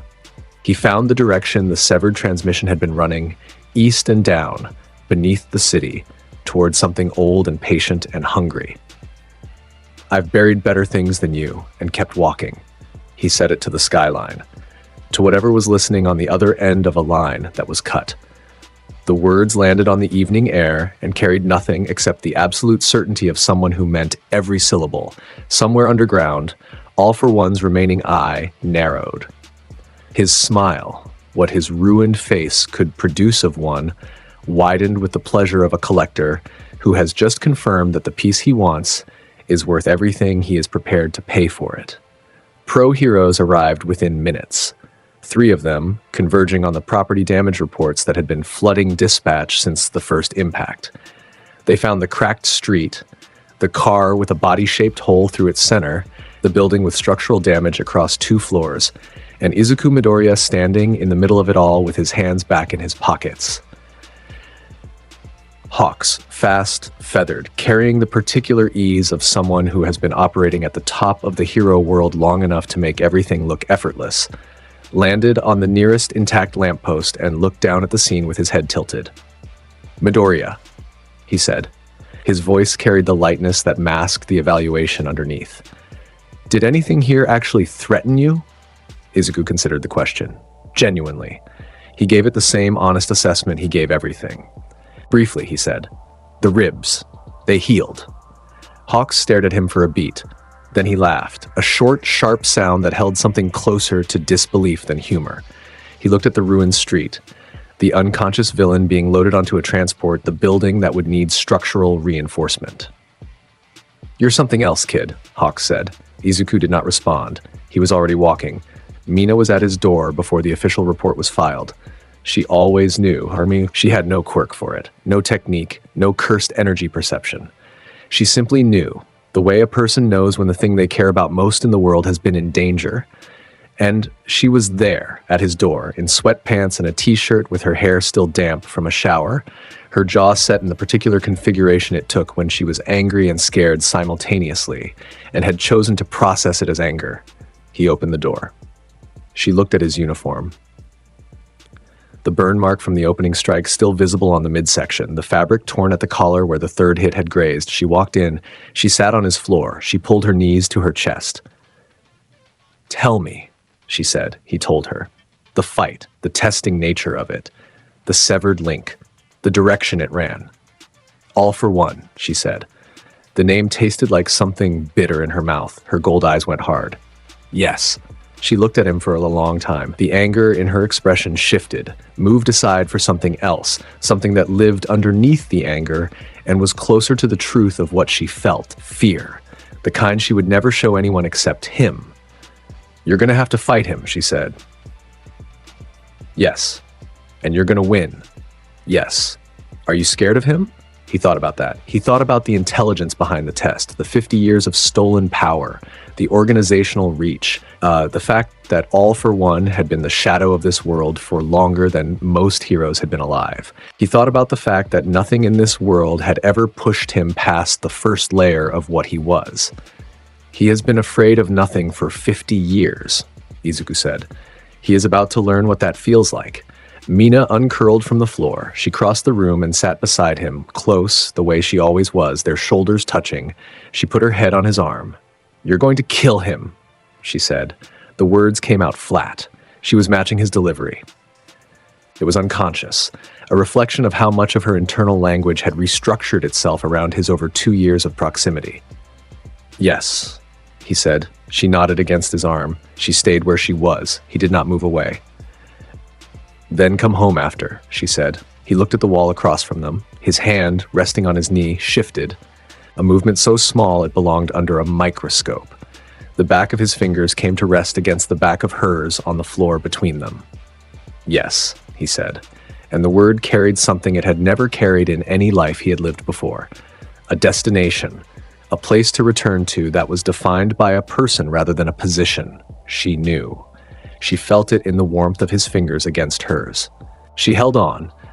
The paranormal liberation war began in a city and spread in an hour. The coordination was the point. Simultaneous strikes across multiple urban centers, the Paranormal Liberation Front, assembled from the remnants of the League of Villains and every affiliated organization that had been growing in the shadow of the hero system, deploying everything at once. The hero system responded as it was designed to. Divided, prioritized, stretched thin across too many fronts. At the center of the primary assault stood something that used to be Tomura Shigaraki. It had his face. It carried his body. But what moved behind his eyes was a layered thing. The petulant rage of the boy who had run from Izuku at the USJ merged with something deeper, something that sounded like it had been speaking underground for 50 years. All for One's influence threaded through him like wire through a puppet. The decay had been expanded, amplified, modified. Its range extended to a level that removed the concept of proximity from its operation. He touched the ground. Buildings within a 100-meter radius ceased to exist. Load-bearing structures dissolved at the atomic level. Concrete returned to dust. Steel returned to ore. Glass returned to sand. The city block became a crater, and the crater spread outward in waves. Pro-heroes fell back. The ones who held their ground long enough to mount a response found that their responses were insufficient, decay spreading faster than any single ability could counter, the radius expanding with every step. Shigaraki took, the world unmade behind him with the passive inevitability of erosion accelerated to real time. 3 pro-heroes died in the first 4 minutes. Their names would be remembered. The weight of their deaths lived in the rubble and the absence of sound where they should have been. Izuku felt the shift 3 hours before it reached the news. He was sitting in the common room with Eri on the couch beside him, her hand in his, watching Mina teach the girl a simple dance step in the space between the couches. Mina was laughing, hands on her hips, demonstrating the motion again with exaggerated slowness, while Eri attempted to follow with the serious concentration of a child determined to get it right. The shift was a pressure change, a thickening of hostile intent in the atmosphere that traveled through the city like a sound below human hearing. Something vast being unleashed. Something that rewrote the feel of the air itself. Izuku stood from the couch. Mina stopped mid-step. She looked at his face. She read what was there in the time between one heartbeat and the next. "Come," he said. One word. She was already moving. Eri's hand tightened on Izuku's. He crouched beside the couch and looked at her. Those red eyes, too old, too knowing, and his free hand came to rest on top of her head. "Stay with the others," he said. "I will come back." She searched his face. Whatever she found there, whatever lived in those green eyes that carried the weight of a millennium, was enough. She released his hand. She nodded once. She sat on that couch with her small hands folded in her lap and watched them go. They arrived at the primary front together. They came from above. Izuku carrying Mina in a single leap, amplified by flowing red scale that covered 8 city blocks in a trajectory that brought them to the rooftop overlooking the main theater of the war. Below them, the city burned. The Liberation Front moved through the streets in waves, foot soldiers and lieutenants, and the infrastructure of an ideology that had been accumulating bodies for years. Pro-hero agencies were engaged on every block. The sound was enormous. Explosions, collapsing structures, the particular frequencies of dozens of quirks activating in concert. Shigaraki stood at the center of it. His decay was active across his entire body, the air within 3 meters of his skin, dissolving what it touched. 3 more pro-heroes were engaging him from range. Their attacks reached the radius and vanished. "How many?" Mina asked. She was standing beside Izuku on the rooftop. Her acid was active, coating both arms, pooling at her feet, her body, ready. "The front goes 8 blocks in each direction," Izuku said. "His forces are concentrated on the central 4. The outer blocks are pro-hero response teams. Shigaraki is the center. Everything radiates from him. And below him, all for one will be watching." Izuku's eyes moved from the burning city below to the specific point where Shigaraki stood. "This is the display, the demonstration, the thing to keep everyone looking up while the real threat stays underground." Mina nodded. Her jaw was set. Her gold eyes were hard with the particular focus she wore in the moments before combat. The transformation from the girl who taught Eri dance steps into the hero who had earned her license through acid and will. "I'll work the flanks," she said. "Clear what you leave behind." He looked at her. One look. The duration of a single breath. Everything those eyes contained. The ancient weight, the carried centuries, the thing that had restructured itself around her warmth over 2 years of proximity, visible in the stillness of his expression. She met his gaze. She held it. She reached over and gripped his hand once. Hard, brief. The contact saying everything she would say if there were more time. "Go," she said. He went. Izuku dropped from the rooftop into the primary front the way a stone drops into a lake. The impact of his landing cratered the street in a 5-meter radius. His cursed energy expanded outward in a wave that hit the nearest Liberation Front soldiers like a pressure change. Their bodies responding before their minds could. Legs weakening, equilibrium failing. The primal recognition of something above them on every hierarchy the human nervous system maintains. He moved forward. The first lieutenant met him at the corner of the second block, a woman with a transformation quirk, her body shifting into something armored and immense, the metamorphosis taking her from human to something that approximated a walking siege engine. She swung at Izuku with an arm the size of a support column. He caught it, one hand. His fingers closed around the armored wrist and held. His other hand came up. 2 fingers extended, the gesture as natural as breathing. Dismantle. Adjusted for the density of the transformed armor. The spatial severance lines traveled along the quirk structure and separated it from the woman beneath. The armor fell away in sections, each piece dropping to the ground with sounds like bells, and what remained was a woman, ordinary-sized, held off the ground by Izuku's grip on her now normal wrist. He set her down. "Stay down," he said. She stayed down. 3 more lieutenants in the next block. Izuku moved through them with the efficiency of something that had been doing this for longer than their lifetimes combined. Blood manipulation intercepted ranged attacks, his blood rising from cuts on his palms and forming barriers that hardened and reflected. Divergent Fist handled close-range threats, the double impact technique putting bodies on the ground and keeping them there. His pace never broke from a walk. Behind him, Mina worked the aftermath. She moved through the cleared blocks in a fluid sweep, acid surfing across streets, hardening barriers across evacuation routes, corralling surviving foot soldiers into zones where arriving pro-heroes could contain them. Her communication was constant, directions to civilian groups, coordinates to hero teams, her voice carrying across the chaos with the particular clarity of someone whose whole being was built for being heard.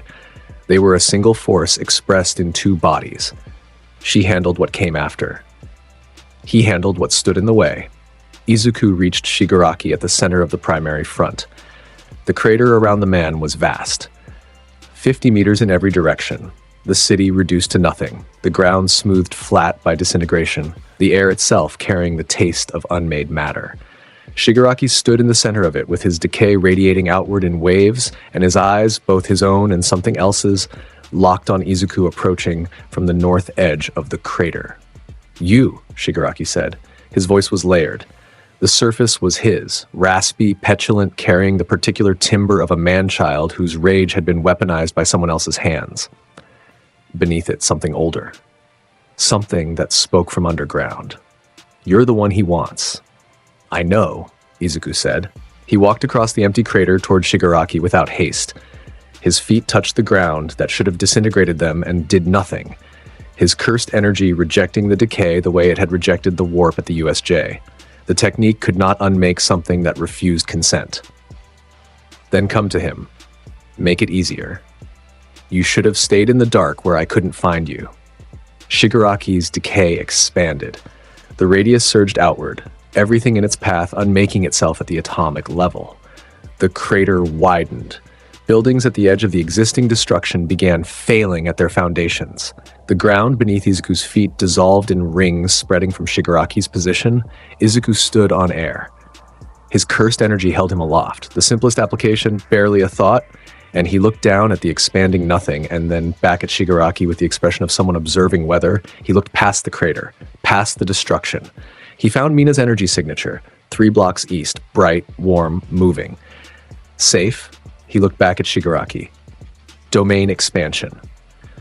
The words carried the same weight they always carried from his mouth. Flat. Factual. The delivery of a man who announces a turn while driving. The world ended. And something else began.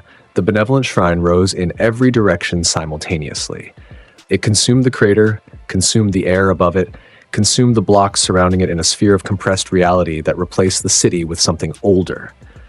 The structure was vast, impossibly vast, larger than the one he had deployed in the forest by an order of magnitude that could be felt in the way the walls seemed to exist at infinite distance while also pressing close enough to taste. Red. Everything red.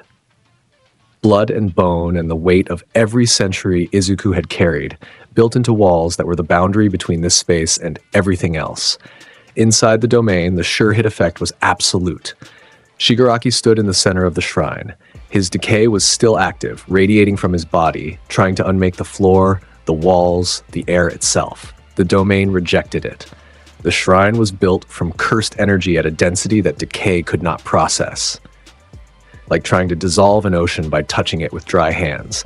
The disintegration reached the surfaces of the domain and stopped, found nothing it could grip. What? Shigaraki's voice cracked. The layered quality faltered. All for one's influence unable to maintain coherence inside a space that operated on rules older than his power. Dismantled descended. The cascade was targeted. Each spatial severance line aimed at a specific modification. The augmentations, all for one, had been threading through Shigaraki's body for months. The stolen quirks layered over his original ability. The enhancements that had turned a damaged young man into a weapon for someone else's ambition. Each cut found its target with the accuracy of centuries and separated the addition from the host. Shigaraki screamed. His body arched. His hands clawed at the air. The installed power was coming out of him in layers, each one peeling away under the cascade of invisible cuts, each one leaving raw space in its wake, each one reducing the monstrous composite back toward the original. The stolen quirks went first, then the physical augmentations, then the expanded decay range, then the amplified output. Layer by layer, the thing All for One had built was dismantled. The same word, the same technique, the same ancient ability that had cut through 300 tons of subway rubble when Izuku was 10 years old. The cascade ended. Shigaraki stood in the center of the shrine as himself, stripped. The layered voice was gone. The expanded decay was gone. What remained was a young man, thin, trembling, his white hair hanging over a face that held the particular exhaustion of someone who has been ridden hard by something else's purpose and has just had the reins cut. His hands hung at his sides. His original decay was still there, singular, limited, his own rather than borrowed. His eyes were his own again, young, tired, angry in the foundation deep way of someone who was taught rage before anything else and has never been shown what else exists. The domain collapsed. The city returned. The crater was still there. The physical destruction Shigaraki had caused before the domain's deployment remained, real and permanent. But the expansion had stopped. The decay was contained to its original range. The threat was over. Shigaraki looked down at his hands, turned them over, felt the absence of everything that had been added, the power that had been filling him for months, the sense of being complete, of being weaponized, of being the instrument of something larger, was gone. What remained was just him, just the rage, just the question of what to do with it without someone else providing the answer. He looked up at Izuku. "Why?" he said. His voice was small, a young man's voice stripped of its borrowed depth. "Why keep me here?" Izuku looked at him. He gave the question the honest consideration it deserved. His eyes held the weight they always held, ancient, flat, carrying the tiredness of centuries. And he examined the person in front of him the way a craftsman examines material. What was salvageable? What was the tool, and what was the person the tool was made from? "Because the person who put you here is the one I'm looking for," he said. "You can end, or you can choose. That's always been the option." He stepped back. He turned. He walked toward the edge of the crater. Shigaraki sat down on the rubble. His legs folded beneath him like they had simply stopped holding. He sat in the ruins of what he had been, what had been made of him. And he did not run. He did not reach. He sat and stared at his own hands and breathed. Pro-heroes converged on his position within minutes. He did not resist. He let them take him. The war collapsed without its center. The Liberation Front, built around Shigaraki as its symbol, and All for One as its architect, lost both in the span of an hour. The coordination that had made the simultaneous strikes possible unraveled as the communication network failed, as the command structure vanished, as the foot soldiers in the outer blocks found themselves facing pro-heroes who no longer needed to worry about the expanding catastrophe at the core. Mina found Izuku at the edge of where the domain had been. The city was scorched in a perfect ring around the collapse point, the boundary between the shrine's reach and normal reality, leaving a mark on the ground like a brand. She was breathing hard. Her acid had depleted, both arms dry, her reserves spent from an hour of continuous combat across 8 city blocks. She was exhausted, and she was uninjured, and she was alive. She took his hand, both of hers wrapping around his right fist, still warm from the cursed energy he had channeled through it, still carrying the residual heat of the domain's collapse. "You're back," she said. "I said I would be," he said. "You always say that." She squeezed his hand. Her gold eyes found his face and held it. "I'm always scared anyway." Her fingers tightened between his. "Stop making me scared." "I'll try," he said. The words were offered without guarantee. He could not promise her safety when the universe kept producing things that required his intervention. But the words were offered with everything he had, which was the closest he had ever come to a promise in any life. She knew. She read it in the weight of his voice. She held his hand the entire way back. All for One was underground. He had been underground for a long time. The room carried the smell of recycled air and antiseptic, and the staleness of a space that power had occupied so long it had forgotten ventilation. The life support machinery hummed around the chair, monitors displaying the last flickering points of an empire that had been eroding since the forest training camp and was now reduced to a single node, himself. He knew Izuku was coming. He had known since the war ended. The calculation was simple. 3 days of analysis, the assets stripped, the operations compromised, Shigaraki divested of everything that made him useful, the network broken at every load-bearing point. All of it traced back to a single origin, a soul too old for its body, carrying something that predated every system All for One had ever built or exploited. The only move remaining was direct contact. See the thing up close, understand it, determine whether it could be acquired. Izuku came through the ceiling. Dismantle required no door.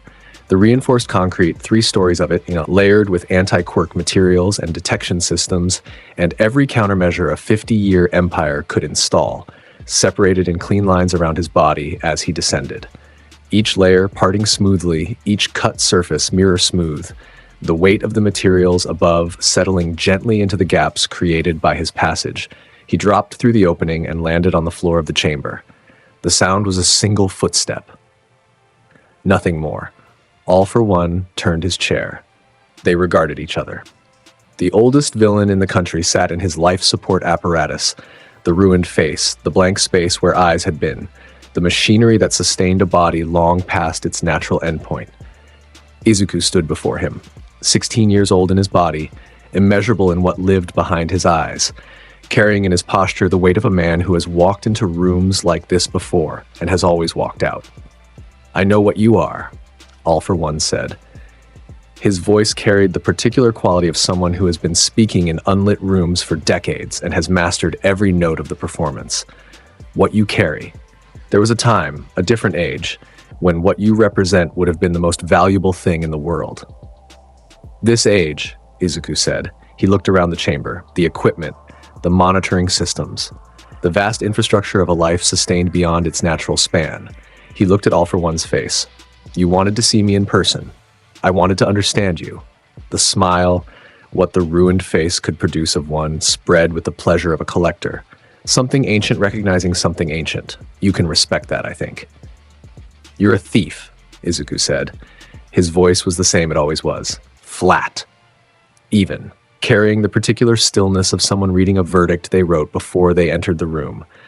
"You take what other people built, you wear it, you call that strength." He tilted his head. The gesture was almost nothing, a degree of angle change, an adjustment of focus. "I built what I carry, over centuries, alone. You lack the capacity to take that. You lack the capacity to wear it. You lack the capacity to understand what it cost." "I could try," All for One said. He moved. 7 quirks fired in concert, the full expression of 50 years of stolen power. Energy projection, density amplification, spatial disruption, impact absorption negation, a gravity manipulation that had been taken from a hero 2 decades ago, a kinetic storage that had been accumulating charge since its theft, and something else that had no classification in any system humans had built. The combination erupted from All for One's position in a cone of annihilating force aimed at Izuku's center mass. It hit. The impact drove Izuku backward 3 steps.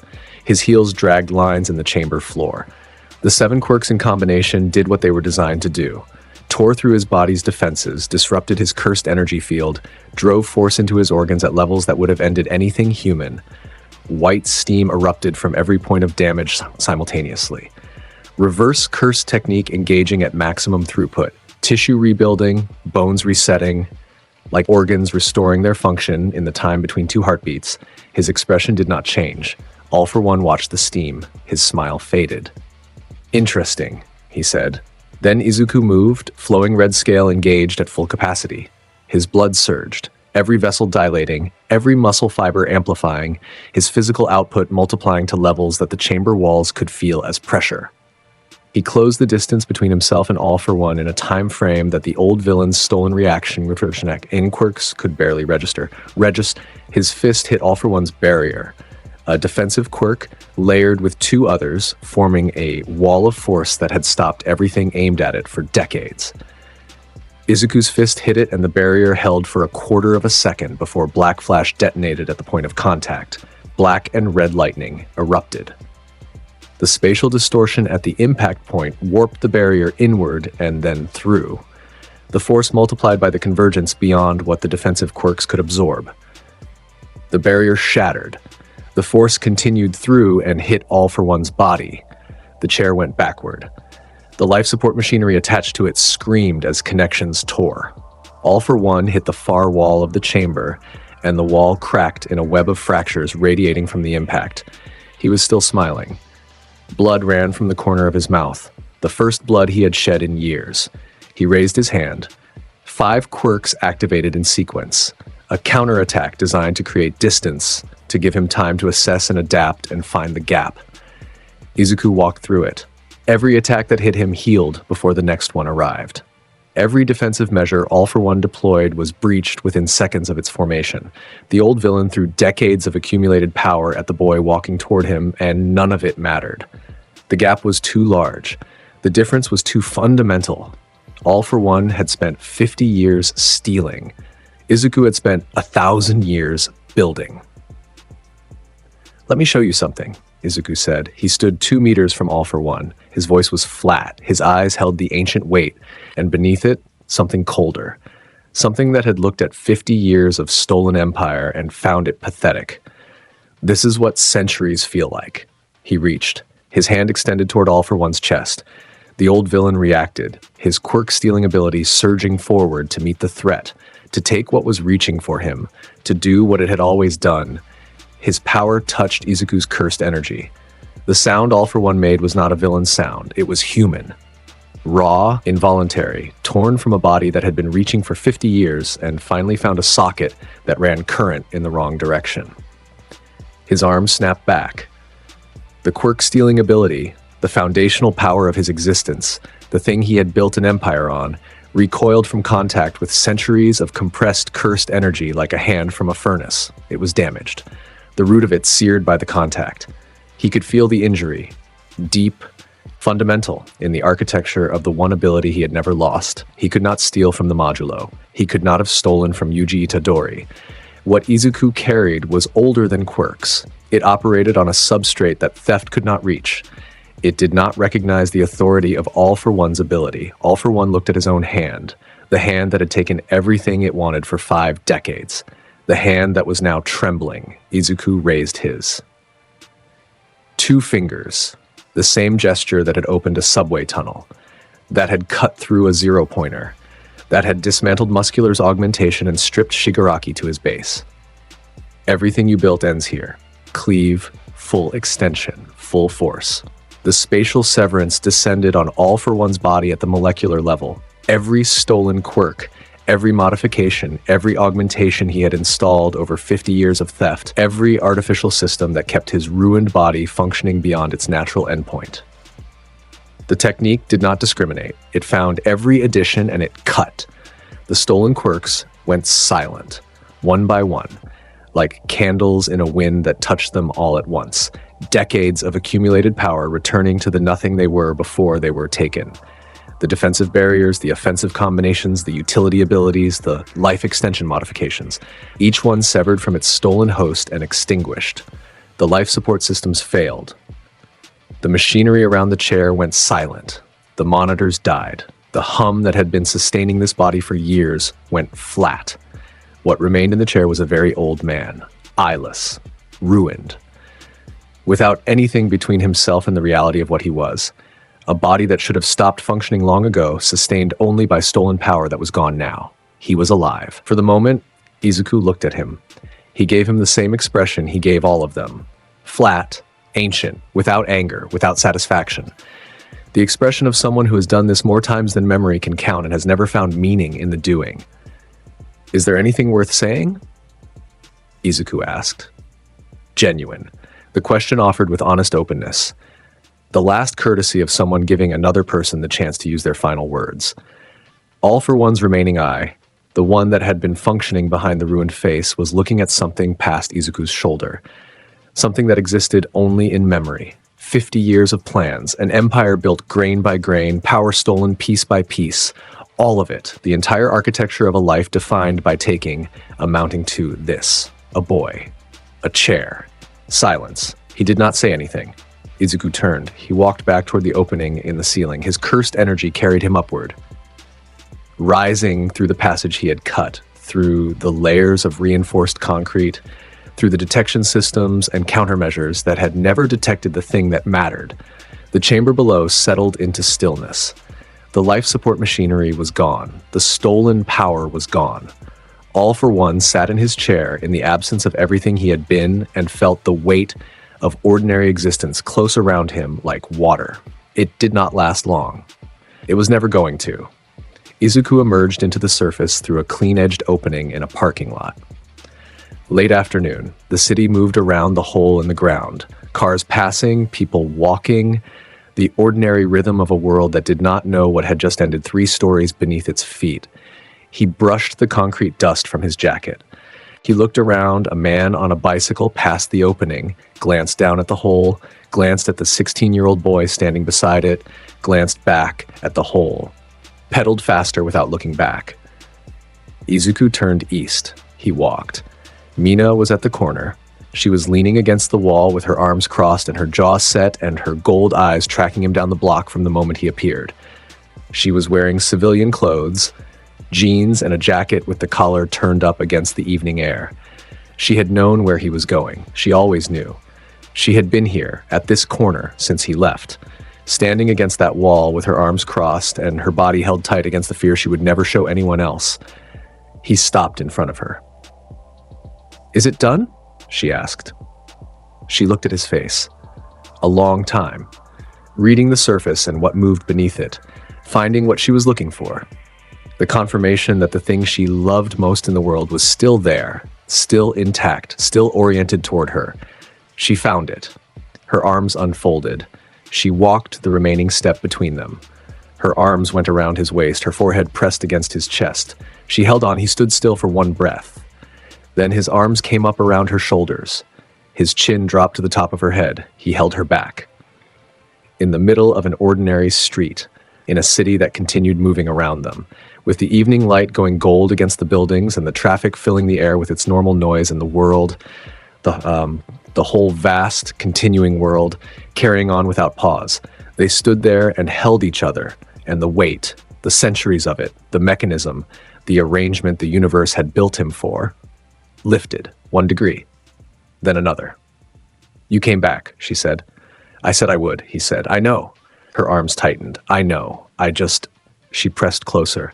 "I know." He held her tighter. He pressed his cheek to her hair. He closed his eyes. The evening moved around them. The city lit itself in stages as the sun dropped. People passed and gave them room, the unconscious deference of strangers recognizing something private in the 2 figures standing still in a moving world. They stayed until the streetlights came on, then they walked home together, her hand in his steps matching hers. The distance between the street corner and the dorm covering the length of a life that was no longer defined by what he erased and had started impossibly to be defined by what he kept. The months that followed were a different kind of strange than everything before. Japan restructured itself the way nations do after the ground beneath them shifts, with argument, with commissions, with the particular noise of institutions insisting they were always adequate, while simultaneously admitting they required reform. The pro-hero ranking system was suspended. The Hero Public Safety Commission was dissolved and rebuilt from its foundations. Heroes who had been performing for ratings, while the roots of the Liberation Front grew unchecked beneath their notice, were held to questions their public relations teams could not answer for them. Izuku was offered everything the system could offer: ranked position, commission authority. The number one spot, empty since All Might's retirement, held in symbolic vacancy, placed before him like a crown. He declined all of it. His voice carried the same tone, declining a ranked position as it carried ordering tea. He was not interested in the structure. He would go where the things that needed ending were. He would end them. The paperwork could follow at whatever pace it chose. They accepted his answer. They had no choice.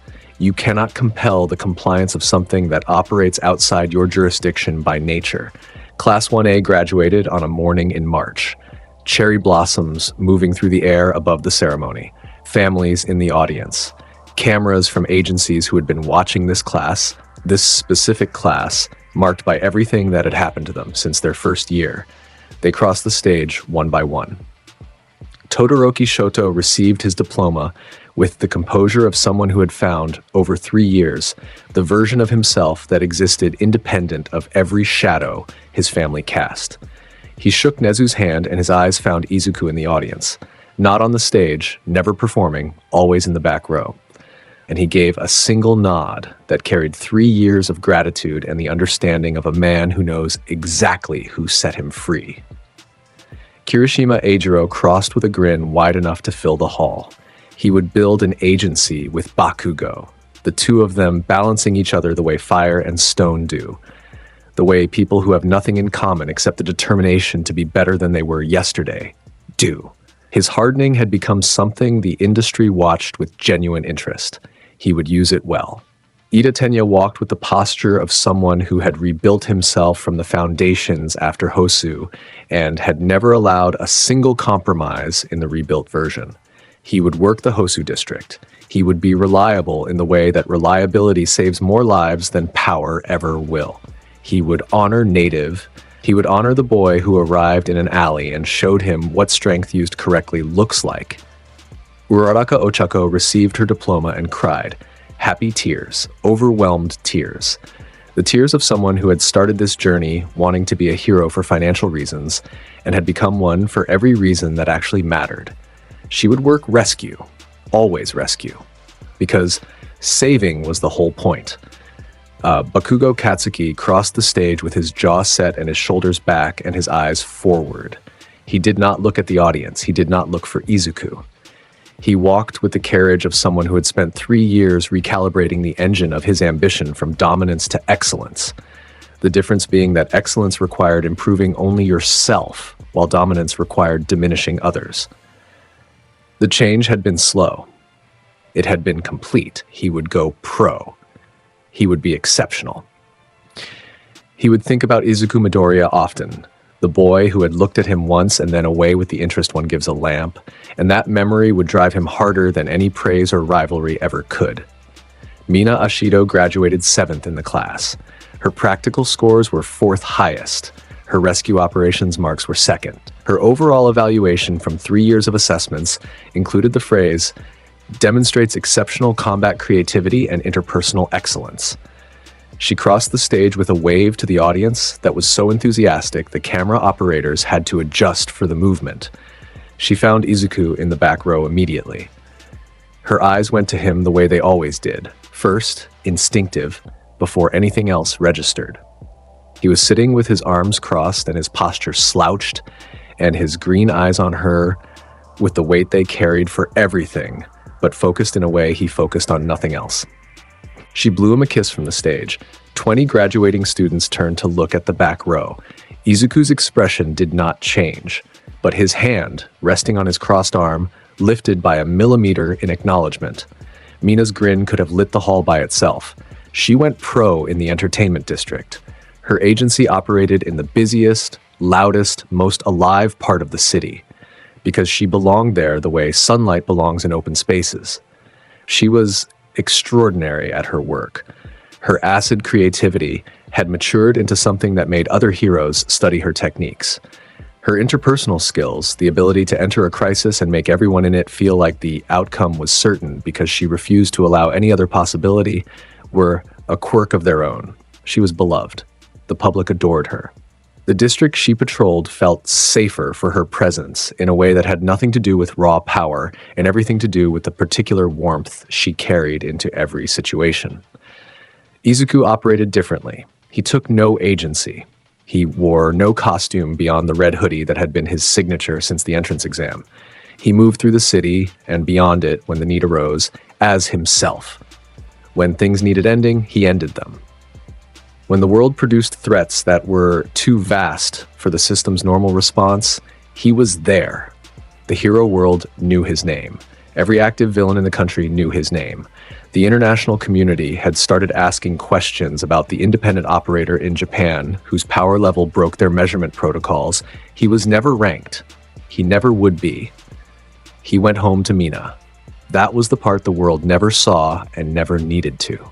The private architecture of a life being built between two people who had found each other in a collapsed subway tunnel at 10 years old and had been growing toward this, whatever this was becoming.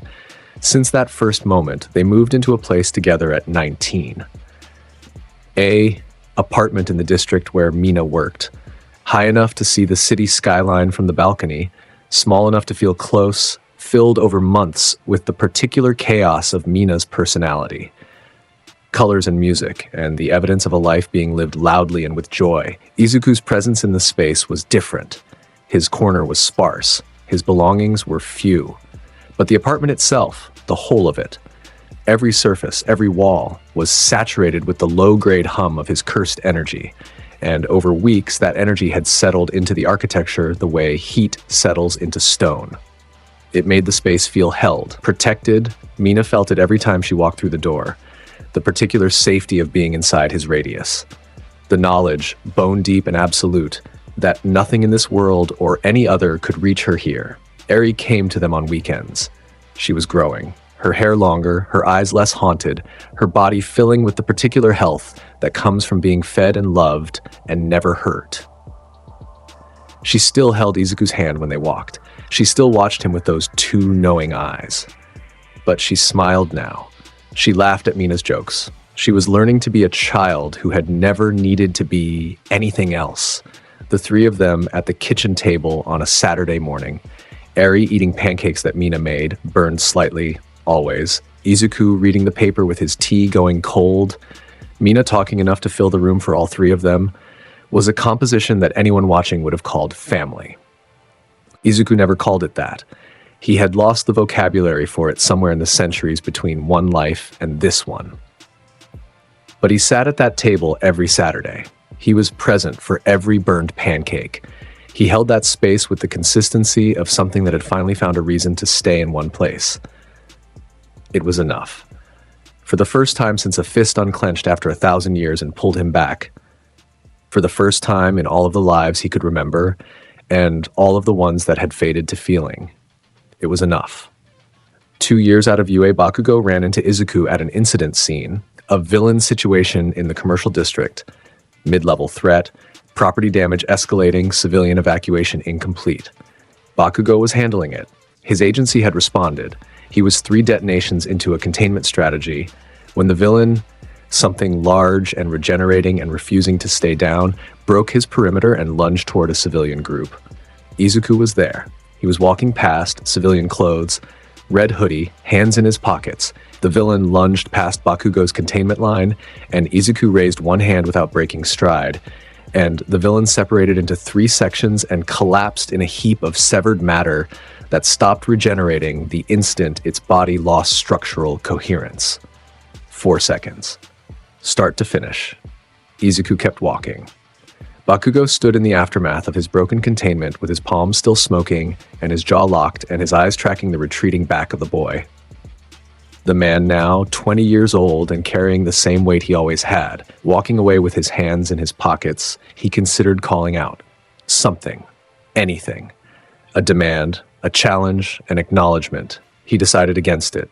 He turned back to the scene. He worked harder that week than he had in months. The night Izuku told her everything, the full scope of it, was a night in November. The city was gray, and the apartment was warm, and they were on the balcony with tea. Both cups going cold, because the conversation had gone somewhere that temperature could not reach. He told her about Megumi, the friend who carried a weight he should never have been asked to carry. He told her about Nobara, the fierceness of her, the way she took up space in a room without apology. He told her about Gojo, 3 words, loud and real. And then a fourth, after a pause, gone.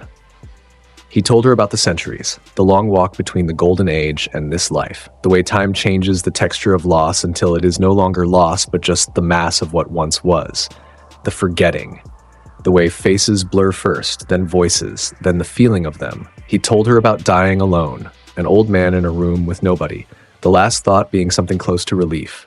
She held his hand through all of it, her grip steady, her gold eyes on his face, present, receiving, carrying nothing in their expression except the absolute willingness to hold whatever he gave her.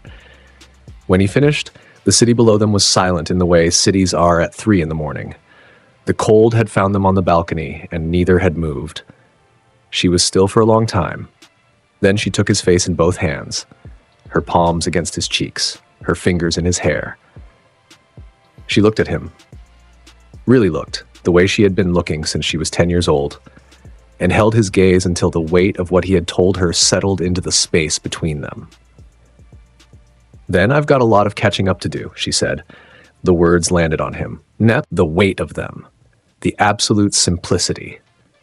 1,000 years of loneliness answered in 8 words by a girl with pink skin and golden eyes who had decided at 10 years old that this boy was hers and had never once reconsidered.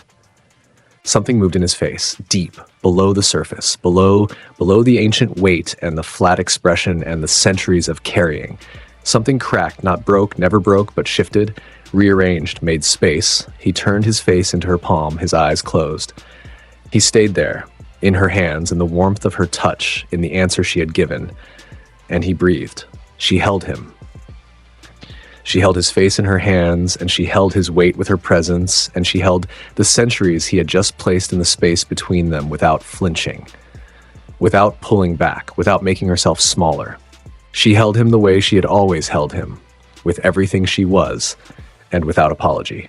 They stayed on that balcony until the sky started to lighten. They went inside together. They slept, or she slept, and he lay beside her with his eyes closed and his hand in her hair, and something in his ancient soul quieter than it had been in 1,000 years. The night he told her he loved her was ordinary in every other respect. They were on the roof of their building, late.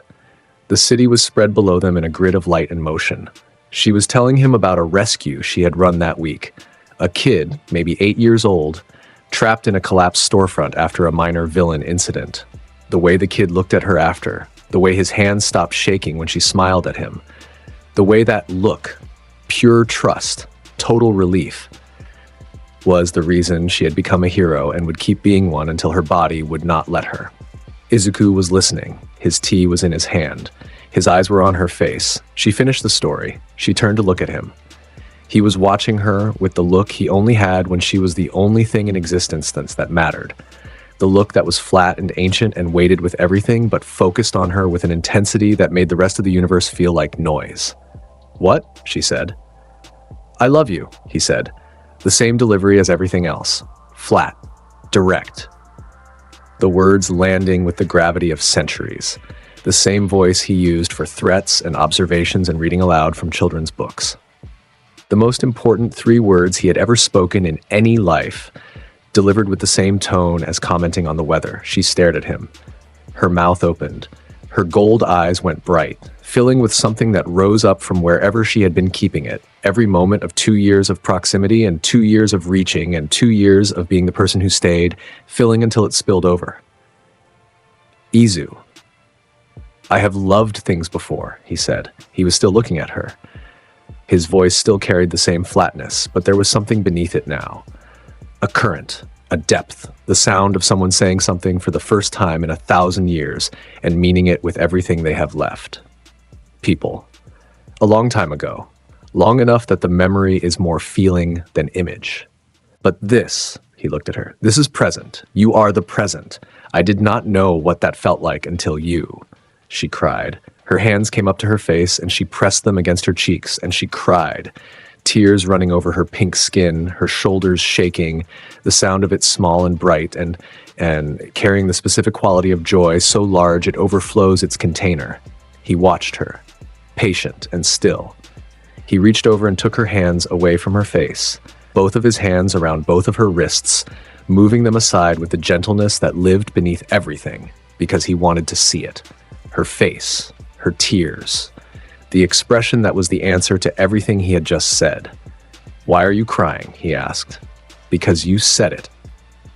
She laughed through the tears, the sound broken and bright and full of everything. "Because you just said it, Izu. Do you understand how long I've been waiting for you to just say?" "Yup, I'll say it more often," he said, "now that I know it matters." She laughed again. The sound carried across the rooftop and into the city below, bright and warm and alive in the way only Mina Ashido could be alive. She leaned forward. She kissed him. He was still for one surprised second. His body registered the contact. Her mouth against his, her hands finding his face, the warmth of her pressing forward. And for a single heartbeat, the ancient mechanism that was his existence did not know how to respond because nothing in 1,000 years had prepared him for this specific input. Then he responded. His hands came up. Both of them.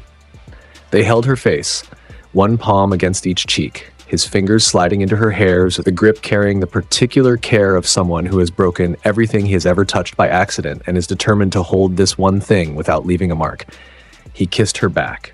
The city below blurred into nothing. The rooftop fell away. The centuries of weight that lived in his body shifted. Not gone, never gone, but moved aside to make space for this. For her. For the present tense of being alive and being loved and loving back. When they separated, her eyes were still wet. Her smile was so wide it had to be aching. Her hands were on his chest, and his hands were still on her face, and they were close enough that the distance between them was measured in breath rather than space. "There it is," she whispered. The same words she had said at the entrance exam. The same discovery, the same delight. "I knew you had feelings in there somewhere." His mouth moved. The millimeter, the fraction, the thing that only she could find and only she would know was there. She saw it. She always saw it. She kissed him again and again and again. And the city was below them, and the night was around them, and the world continued to exist in all its noise and motion, and none of it mattered as much as the two of them on that roof. Finding each other in the way they had been finding each other since a collapsed subway tunnel when they were 10. The morning she told him was a Thursday. He was standing at the window with his tea, the first cup of the day, always the same brand, always held in his right hand, while his left rested in his pocket. The morning light was coming through the glass in the particular gold that early spring produces. The city was waking up below. The sound of it rose to their apartment in layers. Traffic, voices, the distant rhythm of a world in motion. Mina stood behind him. She was still in her sleep clothes, one of his shirts reaching past her knees, the collar sliding off one pink shoulder. Her hair was a mess. Her gold eyes were steady. "Izu," she said. He turned from the window. He looked at her face. She told him, simply. The way he said things, a single sentence. The information delivered without preamble or performance because the information was its own weight and needed nothing added. He looked at her. A long time. Something happened in his face. Something that had been building for 3 years. Since the street corner where she waited after All for One. Since the balcony where she took his centuries in her hands without flinching, since the rooftop where he said the words for the first time, arrived at its full expression. The ancient tiredness was still there. It would always be there. The weight of a millennium does not simply leave a body, but behind it, rising through it like dawn, rising through the last hour of a long night. Something new. The possibility that he was more than a mechanism. The possibility that the machine had built something worth existing for. The possibility, real and present and standing in front of him in his shirt with her hand on her abdomen and her eyes holding the future, that the centuries of loneliness had found their answer. He crossed the room. He put both arms around her. He held on. "Yes," he said, to the question she had not asked, to all of it. To her, to what was coming. To the present and the future, and the person he was becoming inside the arms of the person who had always seen him as more than what he carried. "Yes," she said back, her arms around him, her face against his chest, her body warm and alive and carrying the beginning of something that would make him the Modulo, the final form, the ancient warrior who had outlived everything, someone's father. "Yes," he said again. Because it was the only word that mattered. The boy came first. Green hair, golden eyes, a combination that made the nurses in the delivery room pause and look twice because the genetics of it, pink skin producing a child with green hair and gold eyes, existed outside any prediction model. He talked. From the moment his vocal development allowed it, he talked. Constantly. Endlessly.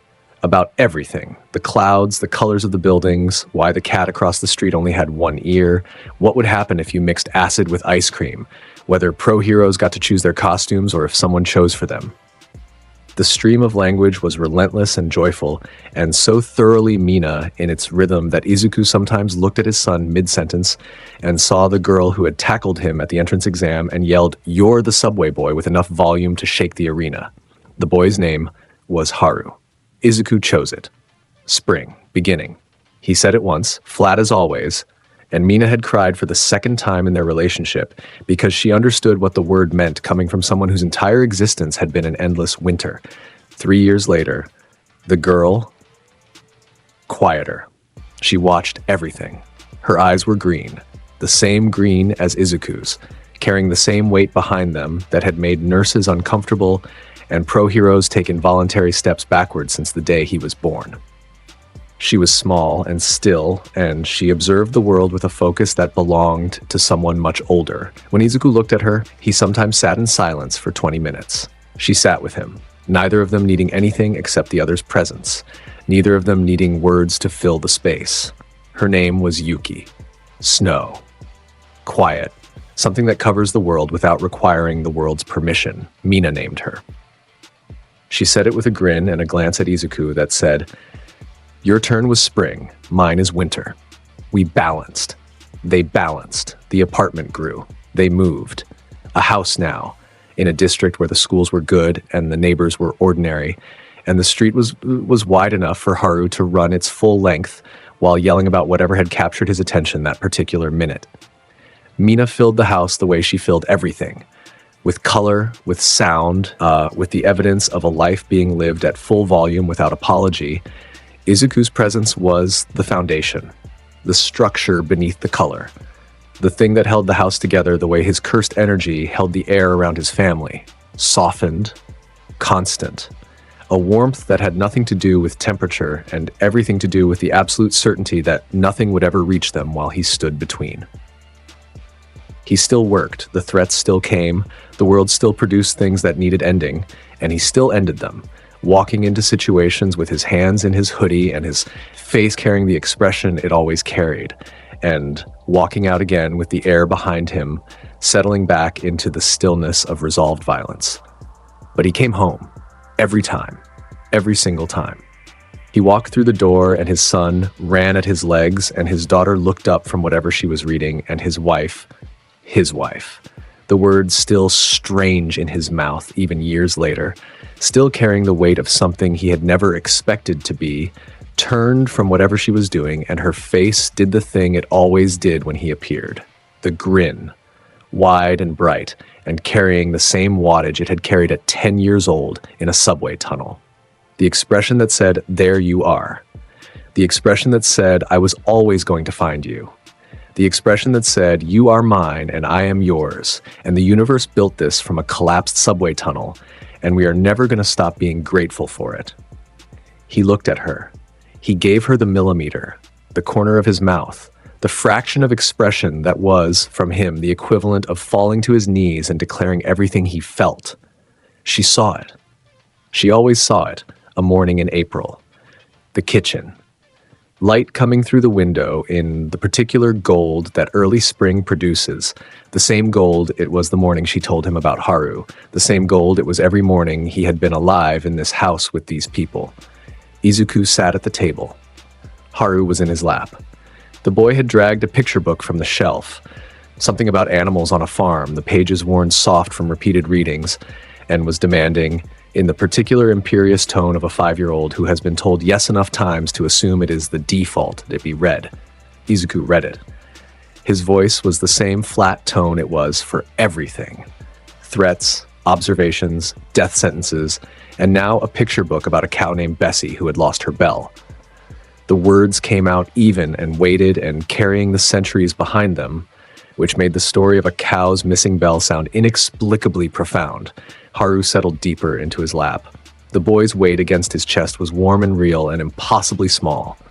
His gold eyes were following the pictures with the intensity of someone experiencing the most important narrative ever constructed by human hands.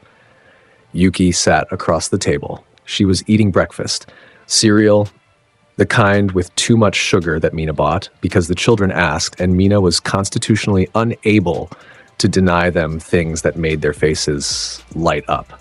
She was watching her father with those green eyes, those ancient-looking eyes in a child's face. She was 3 years old, and she watched him the way he watched everything, with presence, with weight, with the particular stillness that said she was taking it in and keeping it and would hold it for as long as she existed. Mina was in the doorway. She was leaning against the frame with her arms crossed and her shoulder against the wood, and her face carrying the expression she had never been able to control, the expression that was the answer to every question she had ever had. The expression that was 10 years old in a subway tunnel and 15 at an entrance exam and 19 on a rooftop and 21 on a street corner after the world's shadow died, and now here in a kitchen with morning light and a picture book and 2 children and a man whose ancient soul had finally, after everything, found its rest. Izuku looked up from the book. He saw her in the doorway, pink skin, golden eyes, the grin that could power cities, held at half wattage because the moment was soft and she was soft inside it, and the sight of him, reading to their son, watched by their daughter, present and here and staying, was filling her in the way that only very specific kinds of completeness can fill a person. His mouth moved, the corner, 1 millimeter, the fraction that only she could read, that only she would recognize, that carried from him from the modulo, from the thing the universe had been rebuilding for 1,000 years. Everything. Her grin spread to full, bright, warm, the same grin that had been finding him since they were children in the wreckage. "Keep reading," she said. "You were doing so well." He turned back to the book, kept reading. Bessie the cow found her bell. Haru cheered. Yuki returned to her breakfast. Mina came to the table and sat beside him, her shoulder against his, the way she had always sat, the way she would always sit, and her hand found his knee beneath the table and rested there. The morning light came through the window. The city outside was ordinary and loud and full of the particular noise of the world continuing to exist. Somewhere out there, the things that needed ending would continue to be produced. Somewhere out there, the machine would turn again and ask him to be its mechanism. But here, in this kitchen, with this light and these people and this weight of a life being lived rather than endured, the machine rested, present, held, home. And for the first time since a fist unclenched after 1,000 years and pulled a soul back through the dirt by the throat, for the first time since the cold metal of a subway beam went through a 10-year-old's chest and something ancient opened its eyes in the wreckage, for the first time in all the centuries and all the lives and all the long, endless walking, it was enough. The hero roster. A massive salute to the legends backing this journey. Your support is what keeps the momentum at an all-time high and the dream moving forward. You guys are the absolute best. Pro heroes. The elite front line, stepping up and setting the pace for the whole community. DA, Fire 05. Symbol of peace. The pillars of the community. The titans who keep our foundations solid and the hype at an all-time high. Alexander Igarza. That guy Miso. Deck. Lydell Scott Jr., James Martin, Victor Laroux, Rune Brokstad, Ariuse Bryant, Jonah Wheeler, T-Mac, XXHJRX3A7XX, Hyperbeams, Michael Murphy, Grand Region Kell, Sin Hunter, Logan Bland, Alexander Johannes, Alex Morgan, Ray Various, That other guy, too. Chad Reynolds. T. Mackie 68 Rimuru. A. Zetros, dweller of the deepest depths. Lone Wolf. Jacob Ropes. Bully Maguire Shadow. Rathakit Thitiratnan Thakul. Neostar Productions. Asael Cardenas. Shaquan Simmons. Thunder. Sunawin 631. Elijah Saunders. Peter Hamilton. Freddie Rose. Omega. Akuma no Akami. Remorsefuls. Black Vein. Joshua Hedrington. Aaron Abercrombie. Drift SK8ER. Corey Tokars. Jan. Devin Black. Crow. Joe Bros. Ray Von Crimson River. Dante Alastor. Adam Yonkers. Blood Saints. Donna Cafe. Zeph. KC. Howie 60. Ignacio. Hope of the universe. The ultimate guardians. Celestial tier supporters whose impact literally shines across the galaxy. Void Rot. Chaos Umbre. Noroi Uzumaki Uchiha. Tyshawn Palmer. Coldbane 4. The Maniac 563. Debs. L.S. Morningstar. Marl. Spintown.